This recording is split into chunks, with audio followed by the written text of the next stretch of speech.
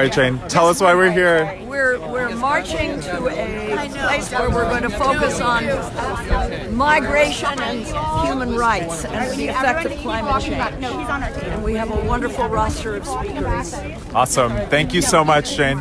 And thanks to everyone for joining us on this live stream. Welcome to the 8th FireDrill Friday. Is it 9th FireDrill Fridays. Ooh, we're losing count because there are so many, and it's great. Thank you for joining us. This week we'll be focusing on migration, human rights, and the climate crisis. And we're out here with so many people, celebrities, activists, to take on the financial companies that are profiting off of climate justice and immigrant detention. Climate justice! Now! Climate justice! Now! Climate justice! Now!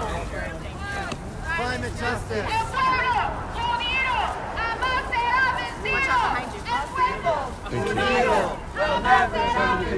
Thank you. Just watch your step a little bit. A little bit more, guys. A little bit more. Hey, hey! Ho, ho! Climate change has got to go! Hey, hey! Ho, ho! Climate change has got to go! Hey, hey! Ho, ho! Climate change has got to go! Hey, hey! Ho, ho! Climate change has got to go! Ho, ho! Climate change has got to go! Hey, hey! Ho, ho! Climate change has got to go! Ho, ho! Climate change has got to go! Hey, hey! Ho, ho! I'm so sorry. Climate change has got to go! Hey, hey! Ho, ho! Climate change has got to go! Hey, hey! Ho, ho! Climate change has got to go! Hey, hey! Ho, ho! Climate change has got to go! Ho, ho! Climate change has got to go! Hey, hey! Ho, ho! Climate change has got to go! Hey, hey! Ho, ho! Climate change has got to go! Hey, hey! Ho, ho! Climate change has got to go! Hey, hey! Ho, ho! Climate change has got to go! Hey, hey! Ho, ho! What do we want? A Green New Deal! When do we want it? Now! What do we want? Green New Deal! When do we want it? Now! What do we want? Green New Deal! When do we want it? Now! What do we want? Green New Deal! When do we want it? Now! What do we want? Green New Deal! When do we want it? Now! If we don't get it, shut it down. If we don't get it, Shut it down! if we don't get it, Shut it down! what do we want? Immigrant justice. When do we want it? Now. What do we want? Immigrant justice! When do we want it? Now! What do we want? Immigrant justice! When do we want it? Now! What do we want? Immigrant justice! When do we want it? Now! If we don't get it, if we don't get it, Shut it down! if we don't get it, Shut it down! woo!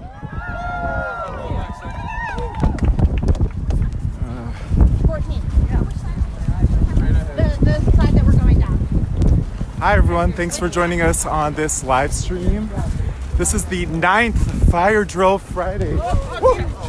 Focusing on migration, human rights, and the climate crisis. I just tripped over a lamp. Yes. Stand up, fight back! Refugees are under attack. What do we do? Stand up, fight back! The Queen is under attack. Stand up, fight back!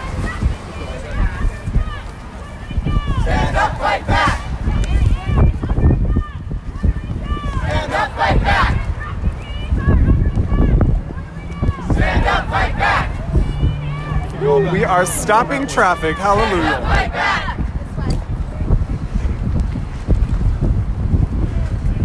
Hi y'all, can you tell me why you're here today and who you are?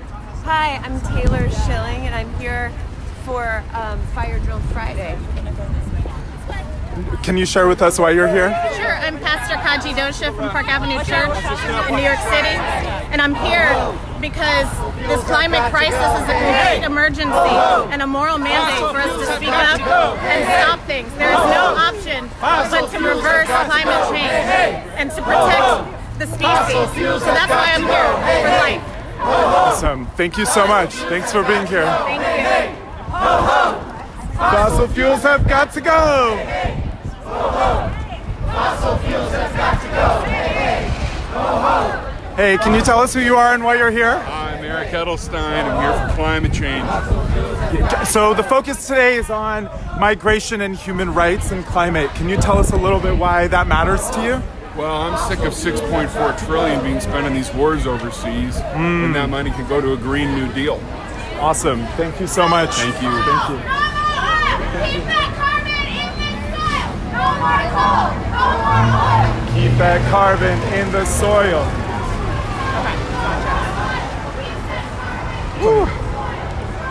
We're having a great time today for the 9th FireDrill Fridays, focusing on migration, human rights, and the climate crisis. We're out here because when we go out and fight wars and fund wars and the military and fund oil, we end up creating the migration crisis. We end up creating the climate crisis. And then companies profit off the immigrant detention centers that we've created on our borders. Does that seem fair? If not, share this live stream and make sure that everyone in your community knows that we are out here demanding justice for migrants, demanding justice for human rights, demanding human rights, and demanding that the climate crisis ends. Today, we have a very special action, which we will reveal later. And that action will take it to the doorsteps of the financial institutions that are profiting off of the climate crisis and profiting off of the immigration, profiting off of immigration detention centers that have been that have in large part been caused by the climate crisis.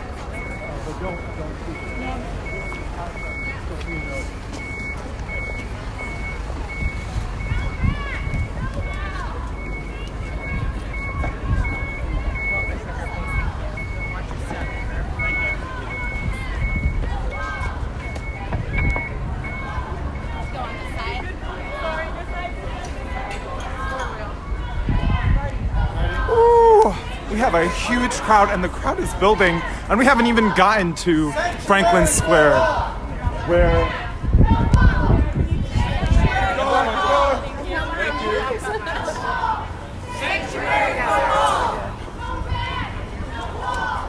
Sanctuary for all. Sanctuary for all.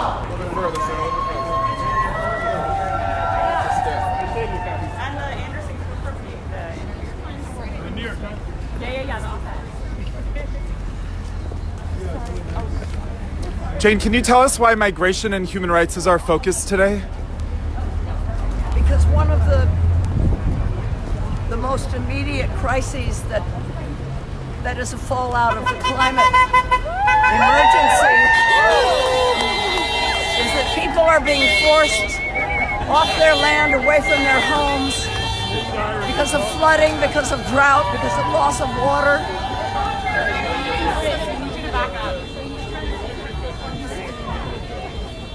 It's estimated that by 2050 there will be 200 million climate refugees.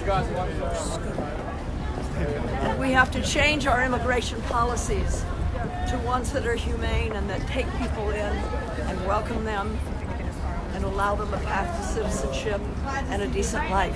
Awesome. Thank you, Jane. And thanks everyone for joining us on this live stream. Thanks for joining us. My name is Faraz. I use they, them pronouns, and I'll be your host for today.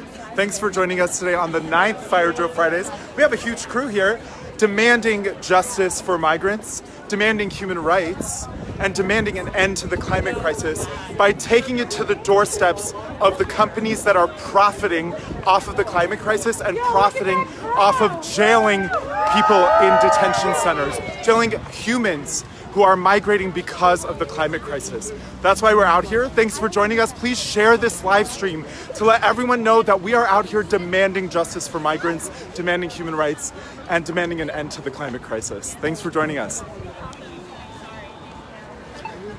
Ooh, and we have a massive crowd here today. This is gonna be fun. This way. Woo!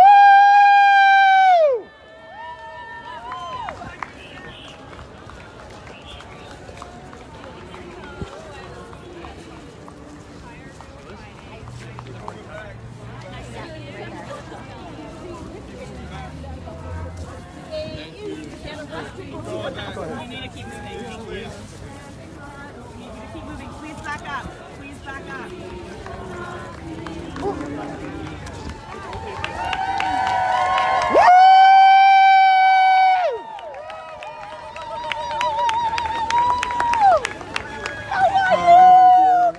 Good to see you.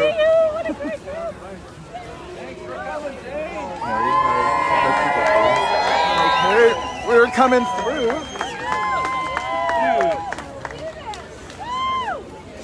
Excuse me, dear. Sorry. Yes. Thank you. Yay for us, I know. All right, here we are. Babe, do we want to take a picture?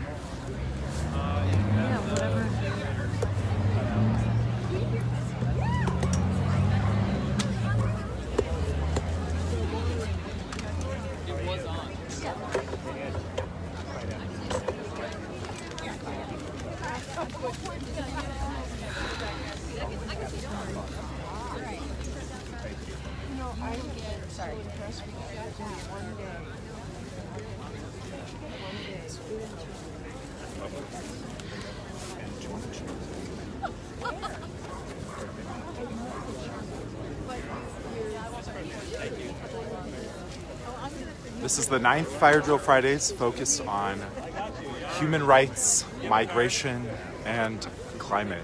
Thank you all for joining us on this live stream. Please share this live stream as we begin the rally portion of our event. And thanks for being here. Okay.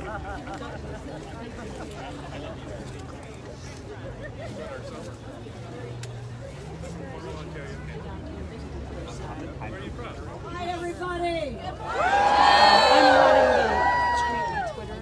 So happy to see you here. Thank you. Can everybody hear all right? Yeah.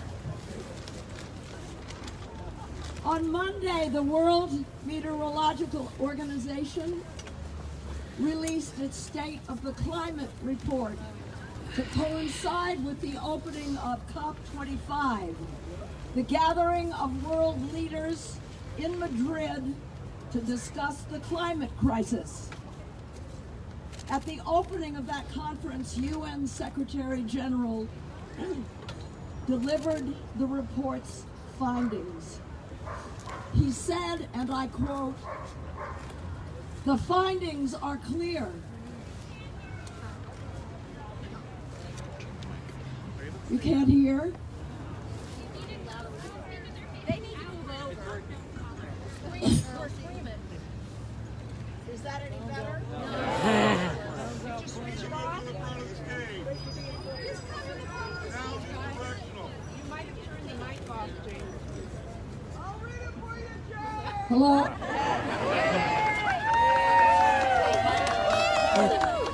It wasn't turned on. Okay, is that better? Okay. So I'll start over. Oh, good. On Monday, the World Meteorological Organization released its State of the Climate report to coincide with the opening of COP25, the gathering of world leaders in Madrid to focus on the climate crisis and the Paris Climate Treaty. At the opening of that conference, the UN Secretary General delivered the report. He said, and I quote, "The findings are clear. The last 5 years have been the hottest ever recorded. Sea levels are the highest in human history. Ice caps are melting at unprecedented speed, and the oceans are becoming more acidic with all its consequences. Biodiversity on land and sea is under severe attack. Climate-related natural disasters are becoming more frequent, more deadly, more destructive, with growing human and financial costs. Drought in some parts of the world is progressing at alarming rates, destroying human habitats and endangering food security. Every year, air pollution associated to climate change kills 7 million people. Climate change has become a dramatic threat to human health and to human security. In short, the Secretary General said climate change is no longer a long-term problem. We are confronted now with a global climate crisis. The point of no return is no longer over the horizon. It is in sight and hurtling toward us. Close quote. I wanted to read that because while we talk about specific aspects of the climate crisis here at FireDrill Friday, it's important that we keep the big picture in mind. We need to understand that 100% of the climate scientists agree on this. There aren't two sides to the story. There's one side, the science.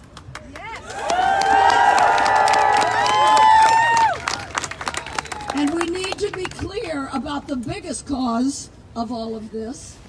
Fossil fuels, oil, gas, coal, and the plastics, pesticides, and fertilizers that are made from fossil fuels.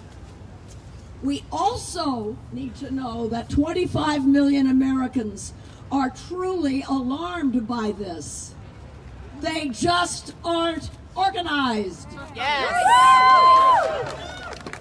13 million Americans say they would get engaged, but no one has asked them. FireDrill Fridays is asking them. All of you, every one of you, talk to your friends, your family, your colleagues, your neighbors about the climate crisis. Engage them where they're at. They don't have to start by getting arrested. Although they're welcome. Maybe it's the future for their grandchildren they care about. Maybe they love birds and they should know that 2.9 billion fewer birds exist in North America than were here in 1970. Right. Maybe they don't know that all the climate scientists are in agreement. Anyway, today we're going to focus on one of the most immediate and horrible results of the climate crisis: climate refugees. The latest estimates, speaking of birds, they're welcoming us into the park. Oh, they're so beautiful. Look at that. Wow. They love all of us. We should love them too. Anyway, listen to this. The latest estimates predict that as many as 200 million climate migrants are going to be here in 2050. 200 million. This is also a human rights issue. Climate migrants routinely face life-threatening hardships, discrimination, and repression. And who are we as a people, as a country, if we turn our backs rather than open our hearts to our global neighbors, seeking shelter and safety for their families? We have to think about what we would do in their shoes. We would do the same thing. So to start us off today, I'm going to introduce a friend of mine who will then introduce our first climate migrant expert. I want to introduce Kira Sedgwick. Yes. Kira is an actor, a producer, a director, best known perhaps for her starring role in TNT's The Closer. Also, we all know her from Brooklyn Nine-Nine. the closer, she won a Golden Globe and an Emmy. And she's directed episodes of Grace and Frankie. And I can tell you, it's really weird being directed by a woman this beautiful. Please, and she's a great director. Please welcome Kira Sedgwick.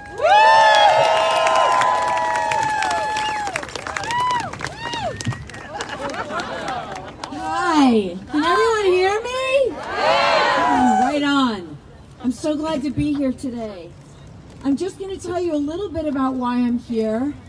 When my first child was born, I became, perhaps for the first time, obsessed with the future, that it would be a good one for my child, or at the very least, that he have a sustainable planet to live on.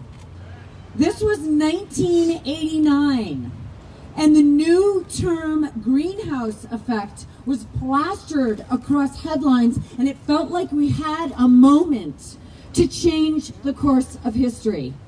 People were educated and energized to move away from our addiction to fossil fuel.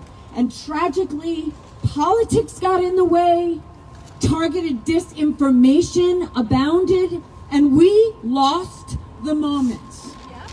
But we have another moment now. The conversation is more urgent, it's more frightening than we could have imagined, but we find ourselves asking questions that demand answers and solutions. And while I often despair deeply about our current administration's rollbacks, inaction, and the insanity of denying the silent science of climate change, I am deeply encouraged by the conversation, the real news, the truth that is coming to the fore. And most insistently and louder than all of these is the passion and rage and the tenacity of the young people, some of whom we will be joining later today and are right here. Thank you all for being part of the solution today. I would like to introduce Reverend Malik Saafir. Reverend Malik is a Methodist minister, a scholar, and a community organizer. Saafir works with a diverse array of people of faith at the grassroots level, developing leaders who speak truth to power and waging campaigns to eradicate poverty and achieve racial equality in the American South. He is dedicated to uniting the social and environmental justice movements under the banner of climate justice. Reverend Saafir is a Greenfaith Fellow and Toyota Together Green Follow. Welcome him, please.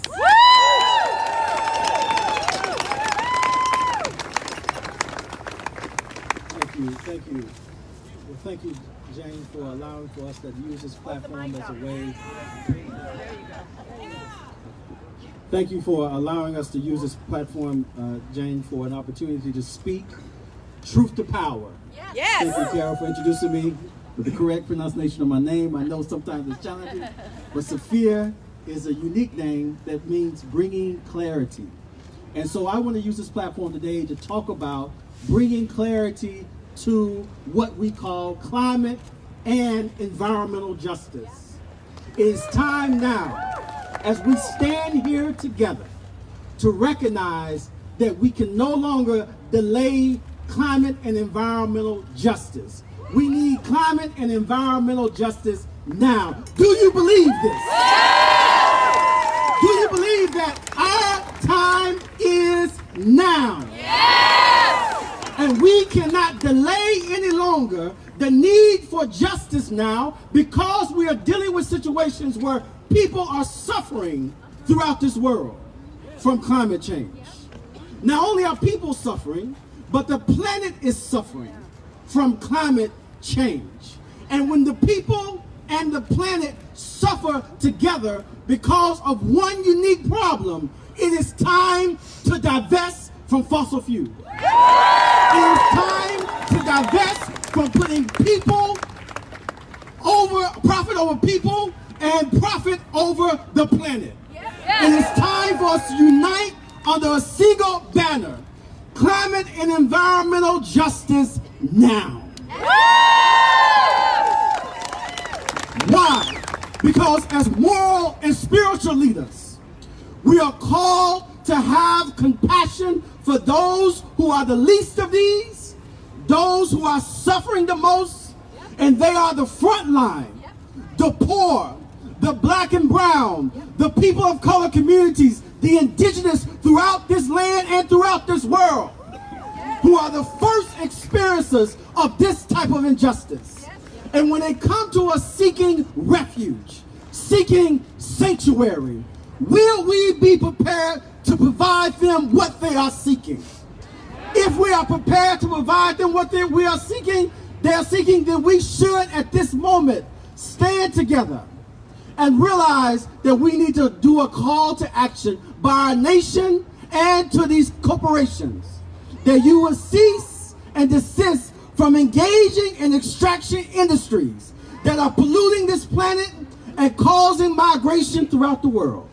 If we agree to this, then we will be calling all of our people together, wherever we stand and wherever we unite throughout this country and throughout this world, to begin to speak up, to challenge individuals to change their habits of consumption and begin to engage in investing in their personal lives into climate solution. We will seek to tell our institutions, you must change your practices and begin as institutions to no longer support fossil fuel corporations. We will tell the systems in place in power that your policies must change to come up with climate and environmental justice solutions, that we will see a change in this world for the better. Will you unite with us today to catch on fire? That this will not be a FireDrill Friday that will remain on Friday, but it'll be a fire that is set throughout this world to consume the hearts and minds of people on this planet, to change their focus from injustice to justice, from lack of compassion and lack of empathy for those who are suffering to compassion and also empathy for those who are climate refugees. Stand with us now as we stand together for this to change.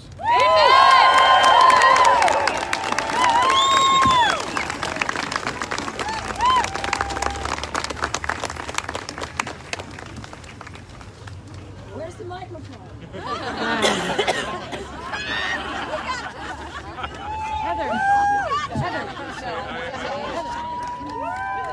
I got so carried away I didn't even know I had the microphone in my hand.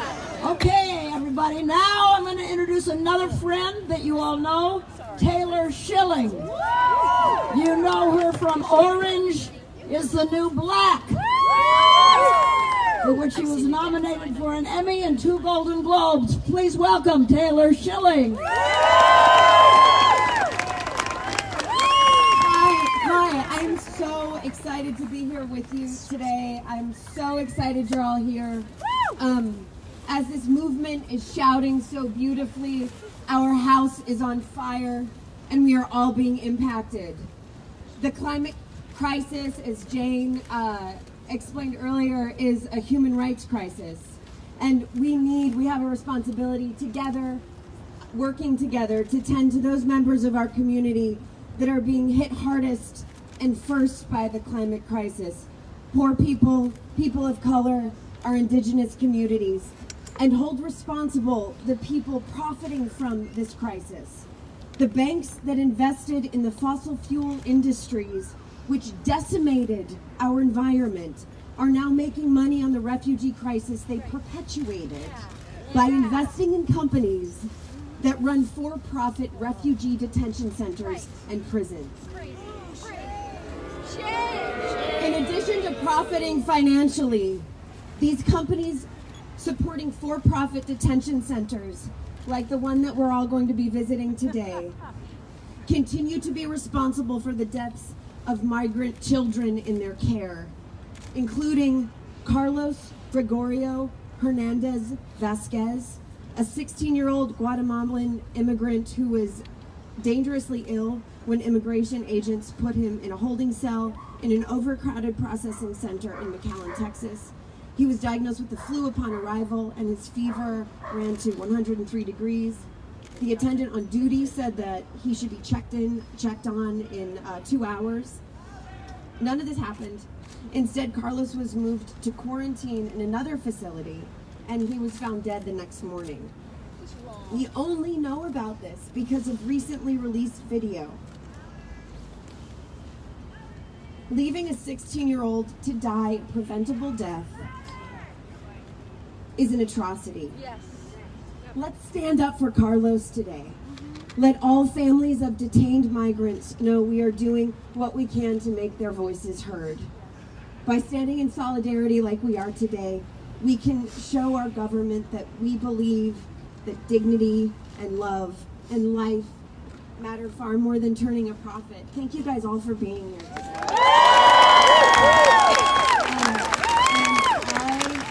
I'm so honored to introduce Liz Butler, who is the Vice President of Organizing and Strategic Alliances at Friends of the Earth, and an organizer with Shutdown DC. She brings over 25 years of experience organizing and campaigning on critical issues with a focus on both corporate and legislative campaigns. Please welcome Liz Butler.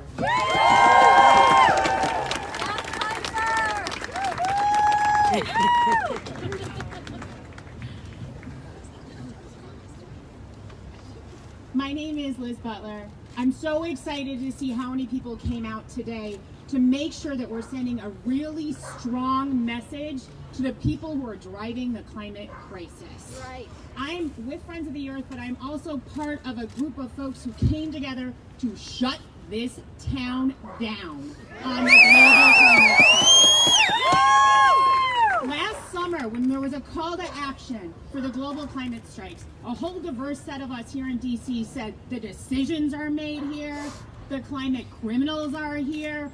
We need to shut down business as usual to send a message that we need climate action now.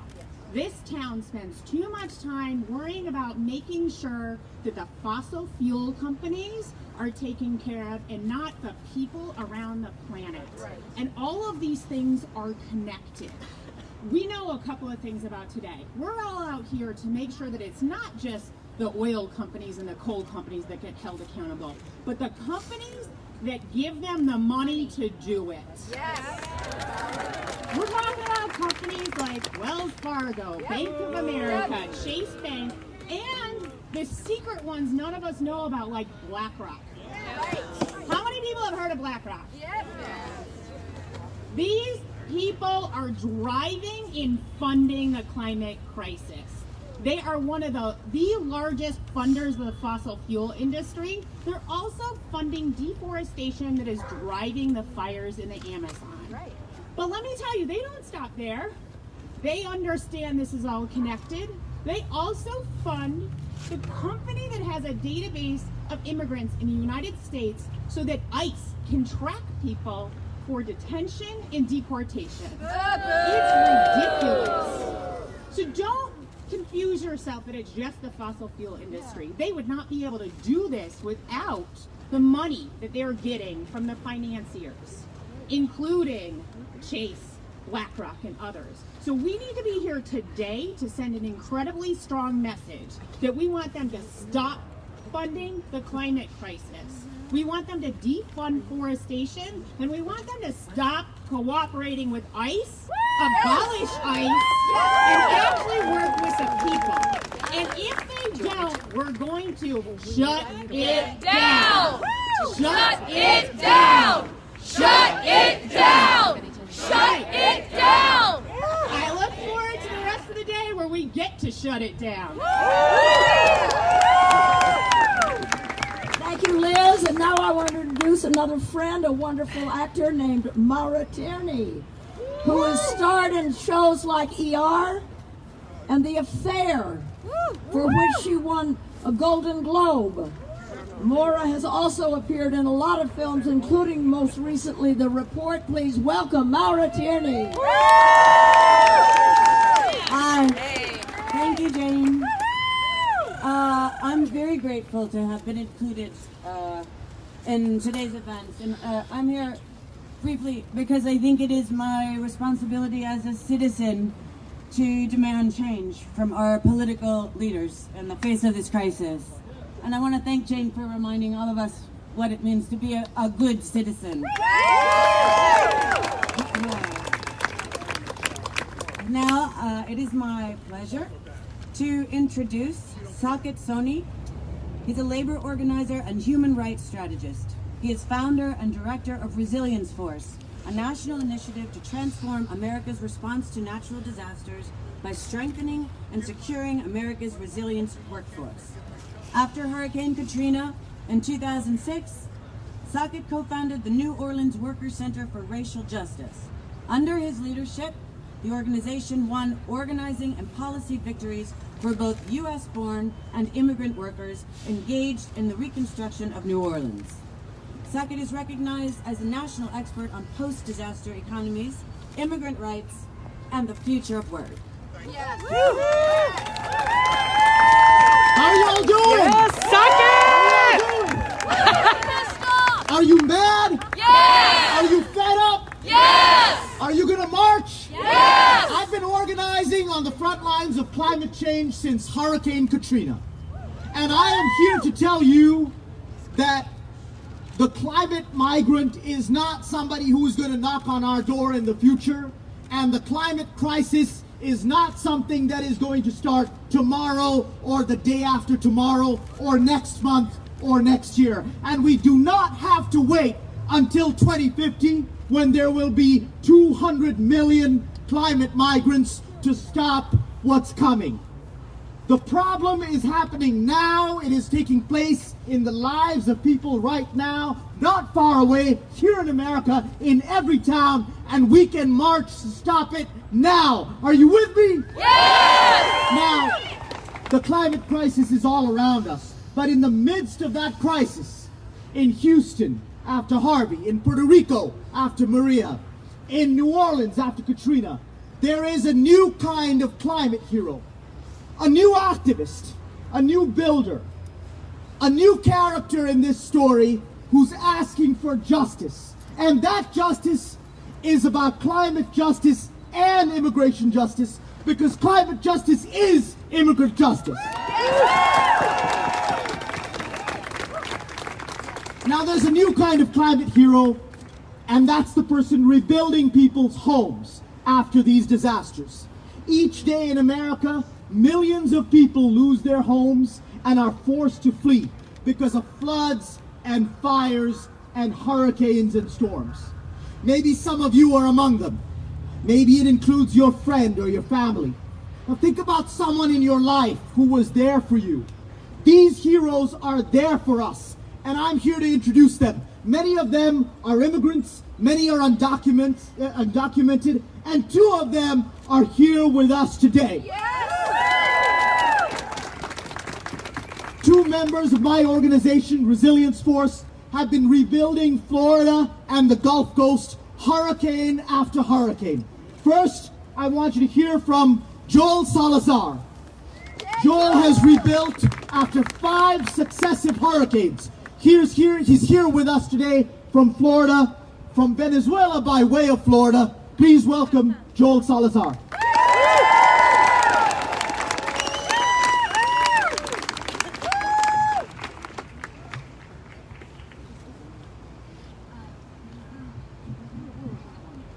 Buenos días. Good morning. Mi nombre es Joel Salazar. My name is Joel Salazar. Soy inmigrante de Venezuela. Soy trabajador para reconstruir hogares y comunidades devastadas por el cambio climático. My name is Joel Salazar. I'm from Venezuela, and I am a climate worker. I am a resilience worker to rebuild communities affected by climate change. Soy un inmigrante que viene huyendo de una dictadura y de un problema político y económico de mi país. I am also a refugee who has left my country because of the economic and political situation of my country. Desde que llegué a Estados Unidos me dediqué a reconstruir ciudades enteras que han sido devastadas por el cambio climático. He trabajado en 5 huracanes. Since I arrived in the U.S., I have been working as a resilience worker rebuilding after 5 natural hurricanes and natural disasters. El primero de ellos fue María, el segundo Irma, estuve en Florence, estuve en Harvey, estuve en Michael. I worked Maria, Irma, Florence, Michael. Esto me trajo a mí a reclutar personas, amigos y hasta mi madre. This also brought me to recruit other workers, including my friends and my mother from Venezuela. Esto me trajo un pequeño problema porque desde que empecé a trabajar fuimos estafados la última vez por una gran empresa, de lo cual mi madre se lesionó y no he podido recuperarla. Working under a large company rebuilding after hurricanes, my mother actually was hurt on the job, and it's brought me a lot of pain because for 3 more months we worked and we're not paid. Hasta ahora no he podido hacer nada por ella porque no nos han pagado. Aún así, nos seguimos dedicando a ayudar a las personas que perdieron sus casas por el cambio climático. Unfortunately, we haven't been able to help my mother because of our economic situation, but nevertheless, we continue to rebuild homes of those people affected by climate change. Y aunque el hecho de que esté el día de hoy aquí, sé que me puede traer consecuencias, estoy siendo la voz de las personas que no pueden hablar. Estoy siendo el justo, el que quiere pedir que necesitamos derechos como trabajadores y un estatus migratorio. I'm here and speaking, I'm taking a risk by speaking for those who do not have a voice, and I'm here representing them as well. And I'm here to ask that we workers have rights and have an immigration status as well. Yes! Gracias por eso. Thank you.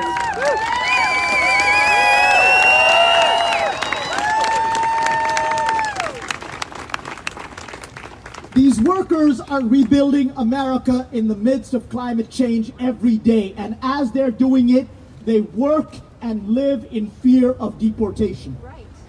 They arrive because of a refugee crisis, because of a climate crisis, because of an immigrant crisis. They rebuild homes, and then they are funneled into a detention and deportation system. And all of it is pain for our communities, and all of it is profit for the companies we're marching against today. Right. Right. Here to speak on that is Héctor Emilio Ribamar. He is from Argentina, and he has also been rebuilding Florida after the imminent climate crisis there.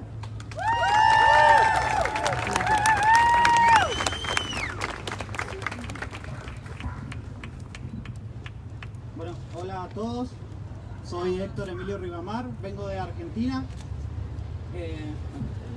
Hello everyone, my name is Héctor Ribamar and I am from Argentina.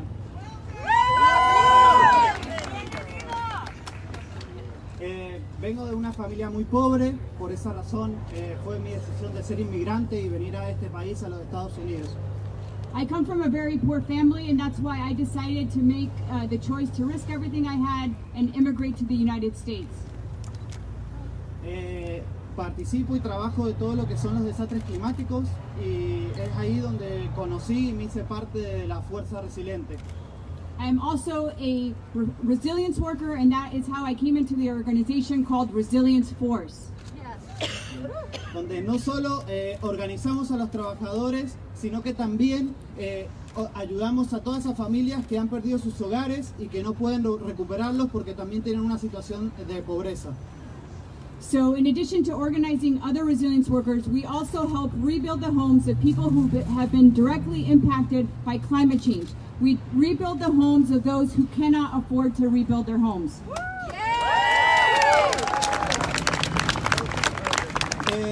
Bueno, como saben, yo ya soy un inmigrante y es muy duro dejar nuestra casa, pero aquí también los estadounidenses y todas las personas que son afectadas por crisis climáticas. So as you know, I am an immigrant, and it's been very difficult to leave my country. But also, people here who are impacted by climate change are also refugees. Ellos también son inmigrantes, ellos tuvieron que dejar su casa, su hogar, su familia, el lugar donde se criaron y se convirtieron en algo tan parecido a lo que soy yo. So the people who have had to leave their homes or communities, they are very similar to me because they've also had to leave their communities. Por eso también creo que Estados Unidos no solamente debería tener un refugio para personas que tienen de refugios políticos, perdón, sino también para personas que sufren crisis climáticas. So the U.S. should also recognize not only political refugees, but also climate refugees. Thank you.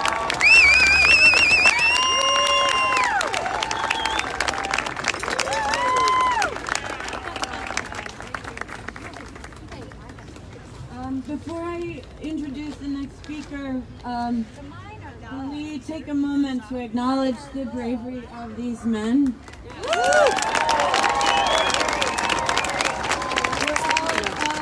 We're all standing up, but some of us are taking more risks than others, and they are risking everything they have in this country. So, they're taking a stand, and the question is, are we going to stand with them in their fight for climate justice and immigration justice?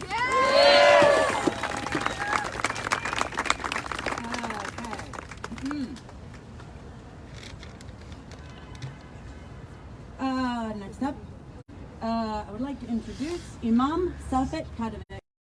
He's Greenfaith's senior Islamic advisor, was a founding leader of Bosnian Task Force USA, which worked to end the Bosnian genocide. It has led global efforts to promote fossil fuel divestment within the Muslim community.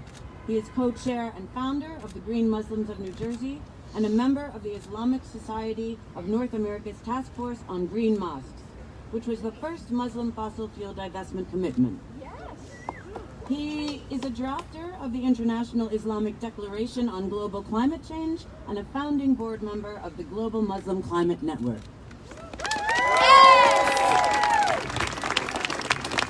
Thank you for that kind introduction, Sister Mara. Assalamu alaikum. Peace, Shalom Aleichem, Pax Christi, Shante, and many other words that we use to greet one another. And I will share with you in the Muslim tradition, Juma Mubarak. Juma Mubarak is said on Fridays because the Muslim holy day is Friday. It is a day of gathering. It is a day of coming together for a sacred purpose. And I thank my sister Jane for making the call and bringing us all together for this sacred purpose. It is also the greeting, contained within this greeting of peace, is the idea that with peace comes security, and there cannot be any security without justice for all.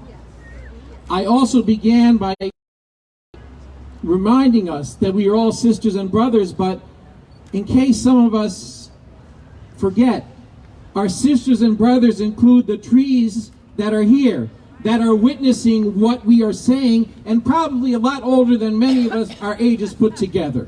And they are witnessing. It includes the flock of birds that flew around us, and in the religious tradition of Islam, when flocks of birds fly around, that is a sign of God's blessing and God's light on what we are doing. And that what we stand for is what we stand on, the earth, and specifically here in Washington, D.C., the lands which were the ancestral homes of the Anacostia Indians, and they don't belong to us. We have to recognize those who came before us and cared for the lands and showed us what true civilization means. Now, I am an immigrant. I am the son of an immigrant and the grandson of an immigrant. The grandson of immigrants on my mother's side came through Ellis Island. And we know they did not have all their papers in order. And we know that the America of that time had some issues with some prejudice regarding different peoples and different communities. But still America welcomed to her shores those who came from other nations, opening their hearts and hands, because we know when immigrants are here, America does better. And always renews itself through immigration. And it's time we recognize this in our policies. On my father's side, I am the son of my late father, Dr. Saafir, who migrated here from the Balkans after World War II. He was a survivor of the genocide wrought against Bosnian Muslims at that time. That was part of the genocides that were wrought against many peoples in the Holocaust against our Jewish brothers and sisters. He came to this land as a political refugee. Yes, you can escape a land because you don't want to leave it, but you have no choice. Those who come to the borders of our nation have no choice. They don't want to leave home, but they have no choice. And America has to honor the legacy of immigration because we are a land of immigrants. I want to say special thanks today, and I have 1 minute left, to the trees who have allowed us to breathe. Who have allowed us to breathe. The very oxygen we breathe comes from them. And how are they rewarded? Being cut down, deforestation, removal of their ability to cleanse the air by the amount of pollution we're putting in the air. Now, we are all at some level complicit in this, myself included. But they are actors that are much more directly responsible for this. Those who, as our Reverend Malik reminded us, put profit over people. We are responsible to call them to account. We need to keep it in the ground. Keep it in the ground. Keep it in the ground. Keep it in the ground. The scientists tell us 80% of fossil fuels need to stay in the ground. And we're going to tell that in our voices as citizens, in our voices as peoples of faith, as we march, as we organize, as we advocate, as we push the envelope, as we call those corporations who are going after insatiable greed at the expense of all of our lives and the lives of our children. Keep it in the ground. Salam, peace.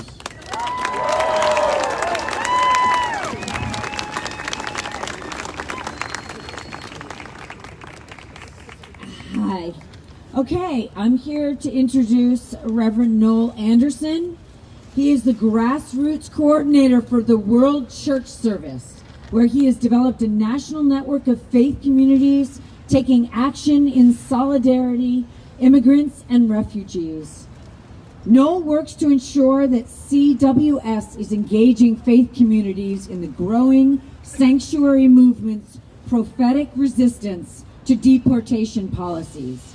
He is ordained in the United Church of Christ and is the lead organizer for the UCC National Collaborative on Immigration. Please welcome him.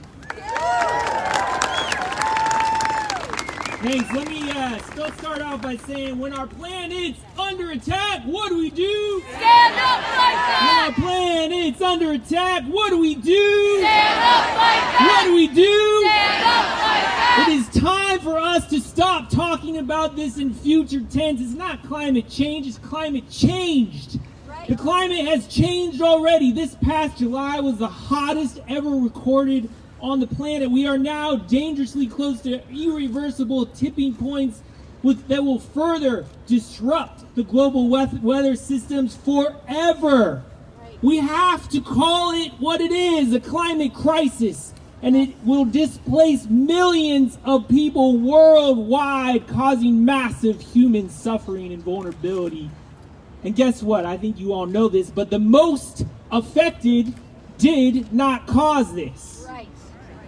And as a faith-based organization, a humanitarian refugee resettlement organization at Church World Service, we care just like you do about the children, about the women, about the migrants, about the refugees who will be disproportionately affected by the impacts of this climate crisis. People who endure hunger, poverty, marginalization, persecution, war, conflict, those who are discriminated because of their ethnicity, sexual or gender identity, or their race. These are the people that will be most affected. The U.S. extraction of oil and gas and coal helped it become the wealthiest country. But it is the country that is most responsible and has the largest cumulative greenhouse gas emissions. Yet this administration is subsidizing the oil industry at $26 billion a year? Ooh, that's right. This retrograde action on climate is happening, and it's at the same time of tearing down the protections of asylum seekers, of refugees, of migrants seeking protection. It's another erosion of our democracy to turn away these vulnerable populations who are becoming displaced because of the vast pollution the U.S. is creating.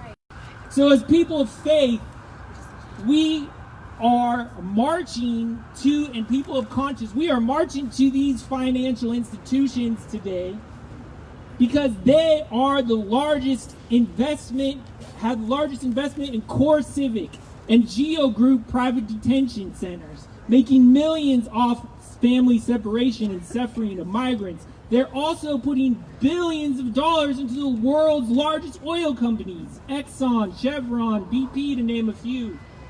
We can't have it both ways. We can't continue to support fossil fuel extraction, which causes the climate crisis, and then shut the doors on those who are being impacted and displaced because of this contamination and pollution. We have a moral responsibility to act in solidarity with these communities. And that's why we're marching today. This is why we joined the FireDrill Fridays and the National Climate Action Day to reaffirm our solidarity with immigrants while addressing the dire need to stop future displacement and climate change. We're calling on our policymakers. We're calling on the banks to stop funding detention centers, to stop funding the fossil fuel industry, and to join this struggle now to stop detention and promote climate policies that reflect our values of justice, equity, compassion, and truth. So I want to thank especially Hector and Joel for their testimonies today, because we need those voices the most, of those testimonies of people who are most impacted. And let us continue to pray and to act for climate justice now. Let us continue to pray and act to stop detention now. Let us continue to pray and act to stop deportations now. Let me hear you say, when refugees are under attack, what do we do? Stand up, fight back. When refugees are under attack, what do we do? Stand up, fight back. What do we do? Stand up, fight back.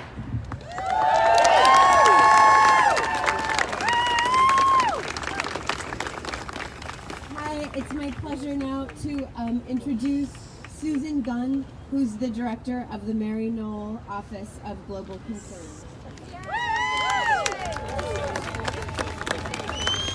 Hello, my beautiful friends. You are beautiful. I love you. Thank you for coming. Thank you, Jane, for this invitation and bringing us here. My beautiful friends, we are here today because of the growing, overwhelming, heartbreaking cry of the earth and the cry of the poor.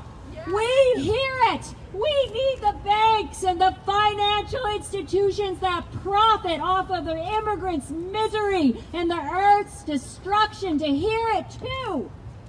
I speak on behalf of the Catholic faith leaders here today and those joining solidarity strikes across the country. In Omaha, Madison, St. Louis, Rochester, Providence. They include Sisters of Mercy, Franciscan Action Network, Sisters of the Good Shepherd, and my community, the Mary Knoll Missioners, Catholic lay people, sisters, priests, and brothers who respond to a deeply spiritual call to follow the example of Christ and serve vulnerable people. And that includes climate refugees. We have Mary Knoll Missioners living and working with migrants, refugees, internally displaced people in South Sudan, Uganda, Iraq, Bangladesh, Thailand, Hong Kong, Haiti, Brazil, Guatemala, and on the southern border, just to name a few places. And here's what we know. Our world is heating up. The Earth is already 1 degree Celsius warmer since the 19th century, and global temperatures matter. We already see and feel the impacts of climate change, especially on the lives of our vulnerable sisters and brothers who are least able to respond to disruptions like drought and extreme storms, heat waves, fires. I want to tell you the story of one mother and her children from Honduras who were traveling on a massive migrant caravan to the U.S. border last April. And when she and the caravan passed through a small town in Guatemala where Marino's sister Dee Smith lives, Sister Dee was there to offer water and food. She saw that this mother looked so tired, and she said, "Are you okay? Come sit with me." And the mother immediately broke down in tears, exhausted. You see, one of her children uses a wheelchair. This mother was pushing her son's wheelchair from Honduras through Guatemala, across Mexico to reach the U.S. border. It's not hard to guess why. In Honduras, the entrenched poverty and the worst criminal violence in the world have long made life difficult. But also the fact that they have had drought in Honduras for the past 4 out of 5 years has forced this mother and many people to flee their homes and caravan north. Yes, global temperatures matter. And what about people?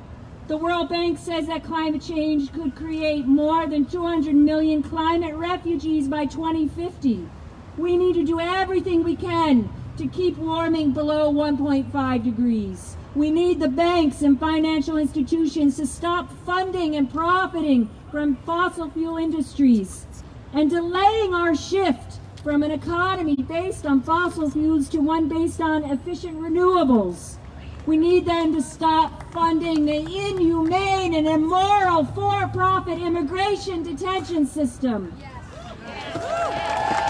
Amen. Together, my beautiful friends, we can lift our voices and fill the streets to make them hear us. To make them hear the cry of the earth and the cry of the poor. By being here together today, we are already making the shift to a more sustainable civilization. Thank you.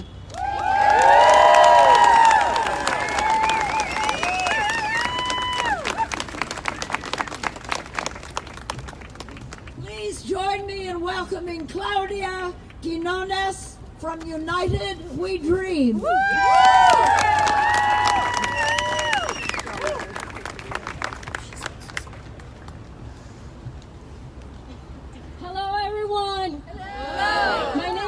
Quinones. I am the DC, Maryland, Virginia organizer for United We Dream. I organize with immigrant youth and their families.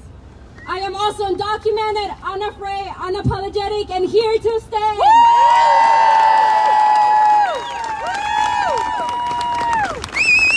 Like many undocumented young people, I am concerned every day about the mass deportation system in this country and the climate crisis. Undocumented young people who have transnational experiences and intersectional identities understand the connection between immigration and climate change and how they affect their lives in everyone in our communities. We know that fracking, water pollution, mining, deforestation, oil and cement companies is the main reason why so many people migrate to the U.S. In fact, before coming to the U.S., there was a water crisis in my country of origin. I remember being 6, 7 years old, and my family not being able to buy food because there was no food. We didn't have water, and people killed over basic necessities. The only right response to the climate crisis requires addressing broken immigration system in this country, acknowledging that water is life and the land is sacred. We need a response that does not include cages, walls, and deportations, but one where country opens their arms and gives migrants the opportunity to thrive and not live in food deserts, in poverty, in fear, and in other inhumane conditions. Yes. We also want policy making that above everything thinks about helping people without hurting people. Right. The moment that we're in right now is testing our values. Our generation is looking for leaders who represent those values and move our country and our global society in a new direction. We're also looking inside ourselves because we know that young people have always been at the forefront of any social progressive movements. Newsboys in New York fought for child labor laws. Students led Freedom Summer actions in the civil rights movement. College students led protests against Vietnam War. Immigrant youth have led on immigrant rights to deliver victories like DACA and ensuring that the District of Columbia truly becomes a sanctuary city. High schoolers have taken on the gun lobby. We do this because we know that we deserve better and we won't take anything less than dignity for an answer. We take up these issues because every generation that comes up can envision a better, more inclusive future. So now, if you can please repeat after me. It is our duty to fight for our freedom. It is our duty to fight for our freedom. It is our duty to win. It is our duty to win. We must love and protect one another. We must love and protect one another. We have nothing to lose but our chains. We have nothing to lose but our chains. It is our duty to fight for our freedom. It is our duty to fight for our freedom. It is our duty to win. It is our duty to win. We must love and protect one another. We must love and protect one another. We have nothing to lose but our chains. We have nothing to lose but our chains. Thank you.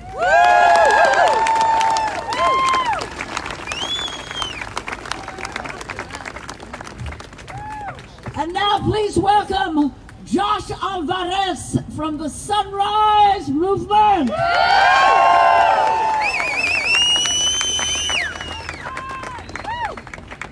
Good morning, everyone. Good morning. My name is Joshua Alvarez, and I'm a member of Sunrise DC. I want to share some of my story and why I'm here today. My father grew up in extreme poverty and started migrating to the U.S. at the age of 17 to work low-wage jobs to make a living for his 13 siblings in Mexico. 30 years ago, after meeting my mother, they left everything in Mexico and crossed the Rio Grande River in search for a better future for my sister and me. My sister and I were born in Dallas, Texas, in a working-class community of color comprised of immigrants. I feel fortunate enough to be here today to share where I come from. I went to school in West Dallas, in an area that has been deeply affected by pollution because of the big industries. Dallas is one of the most polluted metropolitan areas in the nation. Many of my friends developed asthma and other respiratory illnesses because of those industries. That's the reason why I'm here today, to fight on their behalf and to fight on behalf of my community. And it's the same reason why I chose to serve in the Peace Corps after I graduated college. From 2016 to 2018, I had the honor of serving in a Native community in the western part of Costa Rica called Matambu, where I worked with Native and indigenous leaders. This is where I saw firsthand the impact that the climate crisis is having on a global scale. My friend Marvin would share with me how he no longer wanted to live in Matambu because there were no work opportunities there. Because of the traditional jobs like harvesting rice and corn did not pay enough. I noticed that the impacts of the climate crisis weren't just affecting Marvin. Throughout the 2 years that I was there, many of the community members would share with me how the crops were no longer producing the same yields due to unpredictable weather patterns. This caused many of them to have to rely on alternative work opportunities, having to migrate to the nation's capital, and some would share with me their desire to come to the U.S., just like the many migrants and climate refugees from Central America who are currently being held in concentration camps in our border. Let us acknowledge that the climate crisis is an intersectional issue that ties together racial, native, migrant, and economic justice. In the words of Audre Lorde, there is no such thing as a single issue. Do not live single issue lives. When I hear the stories and I look at the children currently being held in ISIS detention centers, I struggle with trauma and anxiety because of that fear. And I hold that same fear because as a child, I would think that the government would one day separate me from my family, friends, and my community. Today, as we come together and form coalitions to grow our movements for justice, let us acknowledge that the immigration system that is corrupt and evil at the core cannot be reformed. An abusive agency like ICE needs to be abolished, defunded, and dismantled. And the same goes for large, too big to fail financial institutions. We can no longer rely on them to do what is right. We must transform our economy into one that is publicly owned with quality. Today, we must not only hold JP Morgan Chase, Wells Fargo, and BlackRock accountable for funding the fossil fuel industry who are causing the climate crisis, but we must also hold them accountable for profiting from the trauma and abuse of child migrants and refugees in for-profit prisons. We must demand that JP Morgan Chase, Wells Fargo, and BlackRock divest from both the fossil fuel industry and for-profit prisons. We should also begin to follow the example of countries like Costa Rica, which have been successfully running on renewable energy throughout the past few years, relying solely on their natural resources. If they can do it, so can we. We can become a model for the world on how a large nation can transition into a 100% publicly owned renewable energy. And we can do so by learning from countries that are ahead of us and listening to native leaders who have always been protective of Mother Nature and hold transformative wisdom. Thank you.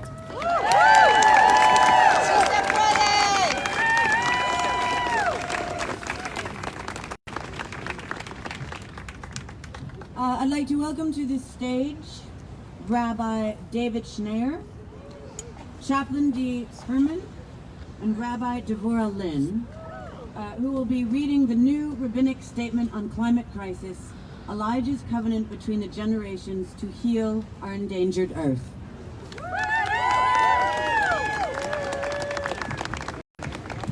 Shalom Aleichem, Salam Alaikum, peace, welcome everyone. Can you hear in the back? Can you hear? Yes. After me, can you hear? Yes. Here. To the White House. Can you hear? To the Congress. Can you hear? Once again. Can you hear? One more time. Can you hear? I hope they hear. This statement it was written by Rabbi Arthur Waskow from the Shalom Center in Philadelphia. And it's been signed by more than 400 rabbis, cantors, Jewish clergy, spiritual leaders, and teachers in the from the Jewish community. We quote the beginning of the statement from the prophet Malachi. I will send you the prophet Elijah to turn the hearts of the parents to children and the hearts of children to parents, lest I come and utterly destroy the earth. For the first time in the history of humanity, we are actually moving toward the burning and devastation of the web of life on earth by human action, the unremitting use of fossil fuels. Our children and grandchildren face deep misery and death unless we act. They have turned their hearts toward us. Our hearts, our minds, our arms, our legs are not yet turned toward them. Can we more fully turn our hearts to these, our children? It will mean, 1, studying our wisdom and today's truest science of earth-human relationships. 2, lifting up old prayers and new old rituals and new that celebrate earth. Welcoming refugees who have fled the storms, floods, and famines that beset their homes because of global scorching. Urging our banks and our politicians to move our money, protect our earth, move away from investments and subsidies of carbon corporations, and protect by investing in renewable wind and solar energy. Persuading ourselves and our congregations and communities to move our own money, create solar energy co-ops, establish carpools to lessen reliance on gas, and adopt additional modes of kashrut to include foods and energy sources that heal, not harm our planet. Join our young people in urging our governments to legislate a swift and massive program that intertwines ecological sanity and social justice as they were intertwined in the biblical practice of Shemitah, the sabbatical 7th year from Leviticus 25. Shaping all these efforts as expression of joyful community and not fearful drudgery.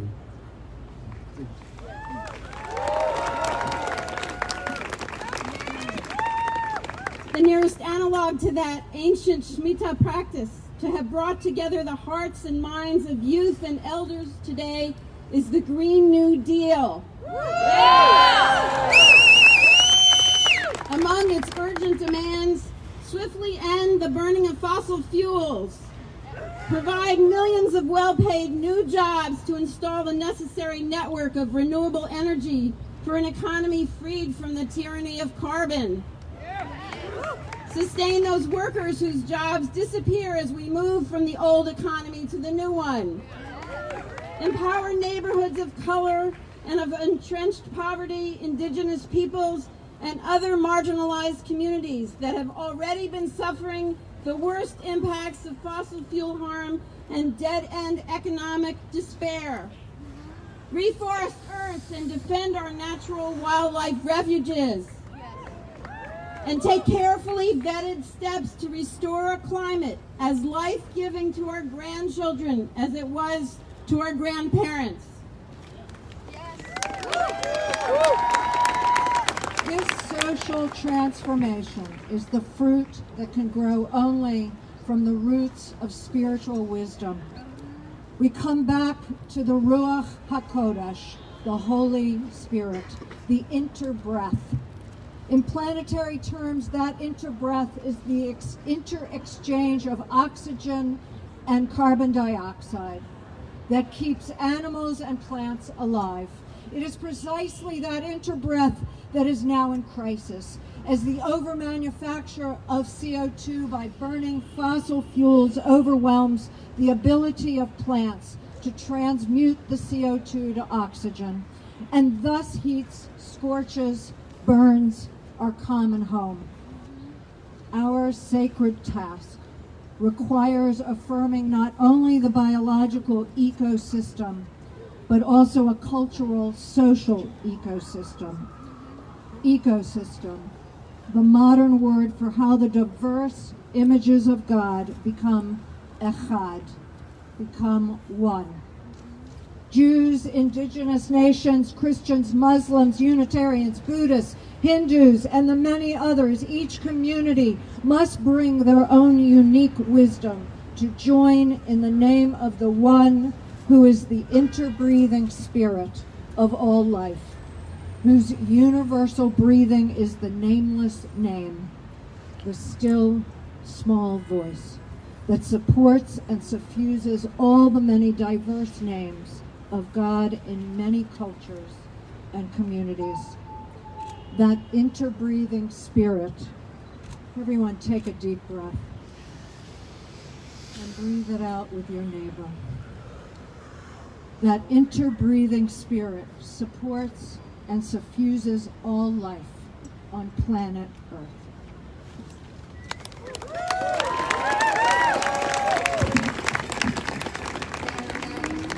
In ancient times and throughout history, we've used the ram's horn, the shofar, to get our attention, warning, and also it's a sound of liberation. So first we're going to an awakening. Thank you, awakening.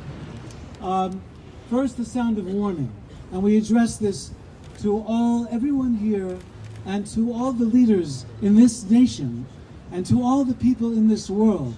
The sound of warning, and then be followed by a sound of hope and liberation.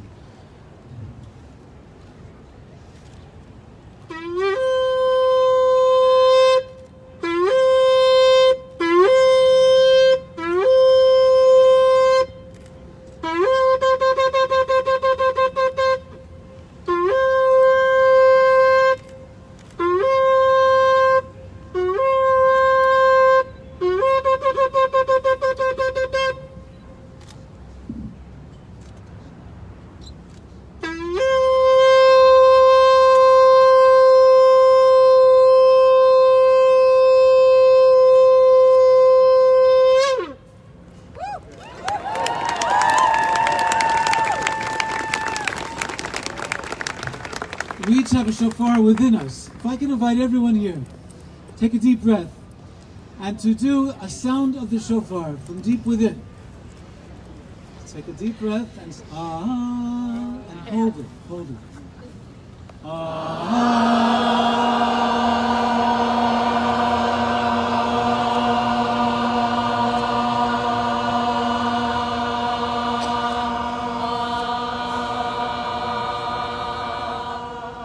Chazak, chazak, be strong, and let us strengthen each other.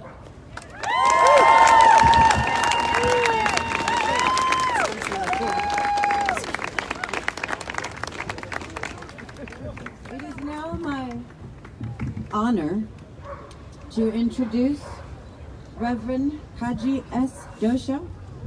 She is a senior pastor of the Park Avenue Christian Church in New York City. For the better part of 10 years, she has served as co-chair of the New Sanctuary Coalition, an immigrant-led coalition of faith leaders and community members who work to stop deportations and keep families together in sharp resistance of the swelling power and injustices perpetrated by ICE. In June, after being placed on a secret government watch list of humanitarian workers, attorneys, and journalists called Operation Secure Line, that literally placed Pastor Dosha in the government's crosshairs, she filed suit in federal court against DHS, ICE, and CPB for their retaliation against her religious freedom.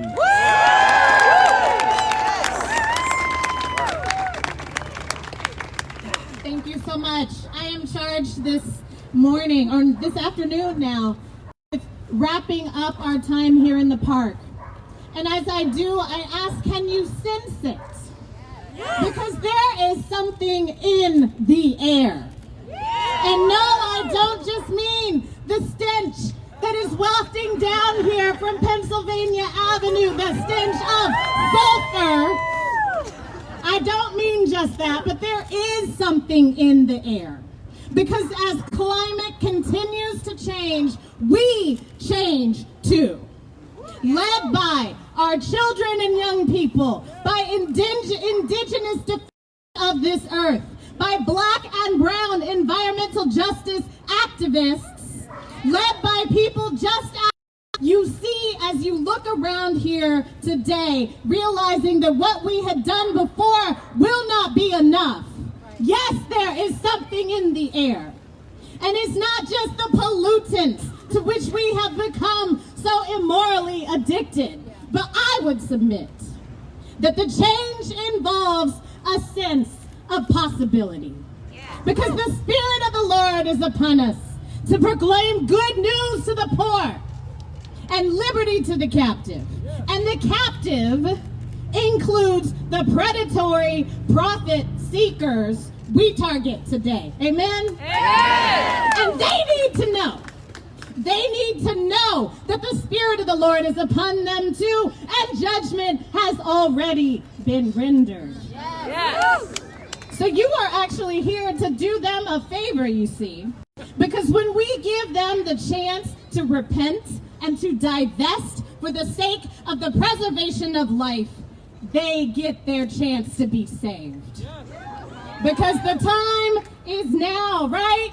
The time is now! Because we have placed the responsibility of the survival of all species on our children. On my daughter, who hasn't even started kindergarten. So we are here to stand with them and to protect life. And that is an act of love. So you may not know me, but I work with migrants in New York City with the New Sanctuary Coalition, led by Ravi Ranbir, who is himself facing deportation, and staffed by thousands of volunteers of New Yorkers, including faith leaders who are saying enough is enough. And we stop deportations. We are effective at stopping deportations because we say that sanctuary means the preservation of lives and families. And we will not deport people to their deaths, and they cannot deport a movement. But know that you are on the side of the righteous. And around this time last year, we banded together with our friend organization called Al Otro Lado. I love shouting out organizations. In Tijuana, to respond to the increasing numbers of migrants who have come from across the world, inspired by the changing global migration patterns people out of the global south, out of places that have become uninhabitable because of our own actions. And just as my other folks have said, then we turn them away when we caused this problem. We have to repent. And we went to meet and to witness and to accompany these migrants as they exercise their right to live and to keep their families together.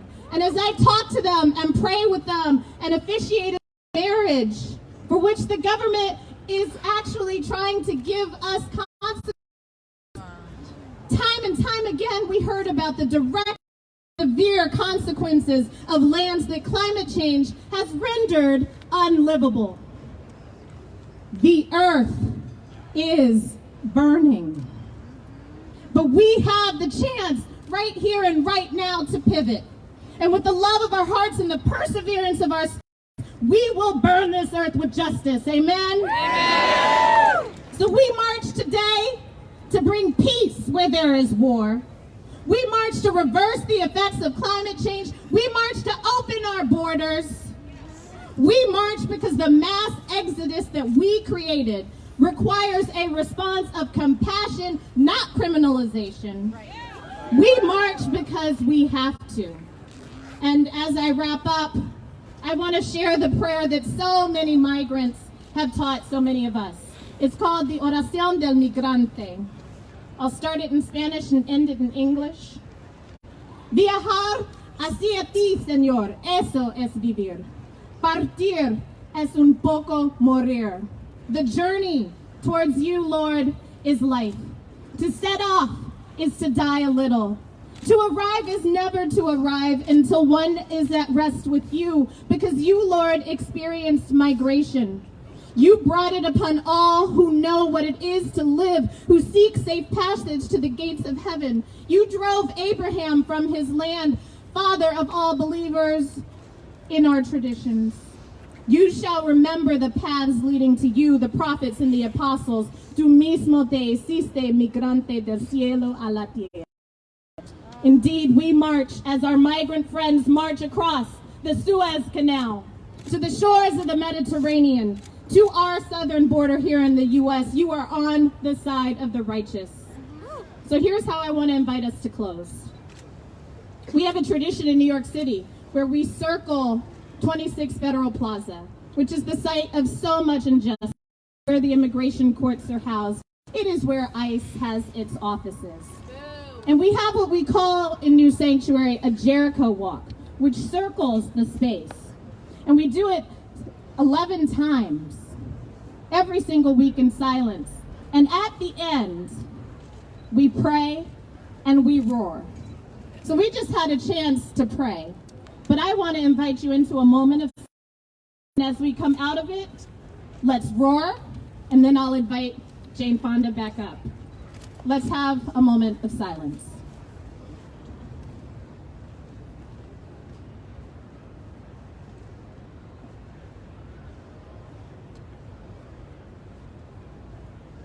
And now, we roar. Roar!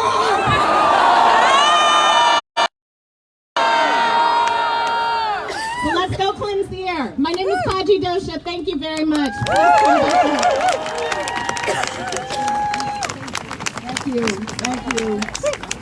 And so while we continue to protest the inhumane treatment of climate refugees and all refugees, after hearing our speaker today, and I'm so grateful to them, I just want to say one more thing. We must never again vote for anyone that does not have empathy, that does not understand compassion, and that is not brave. Because it's going to take tremendous courage for our elected officials, not just here in Washington, but in every state, in every city, in every town. Everyone has to stand up to combat the climate crisis, and it will take courage. That's right.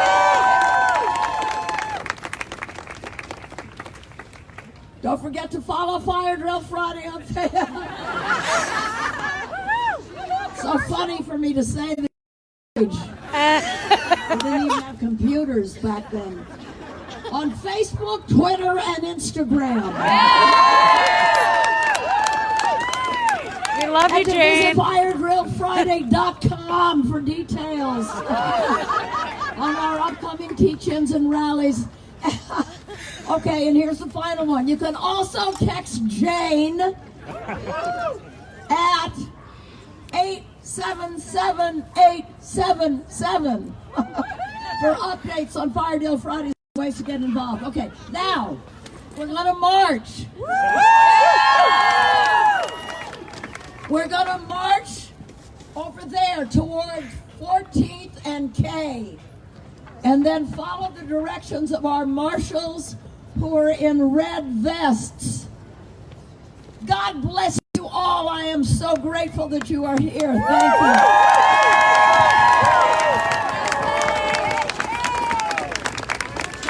How's your battery?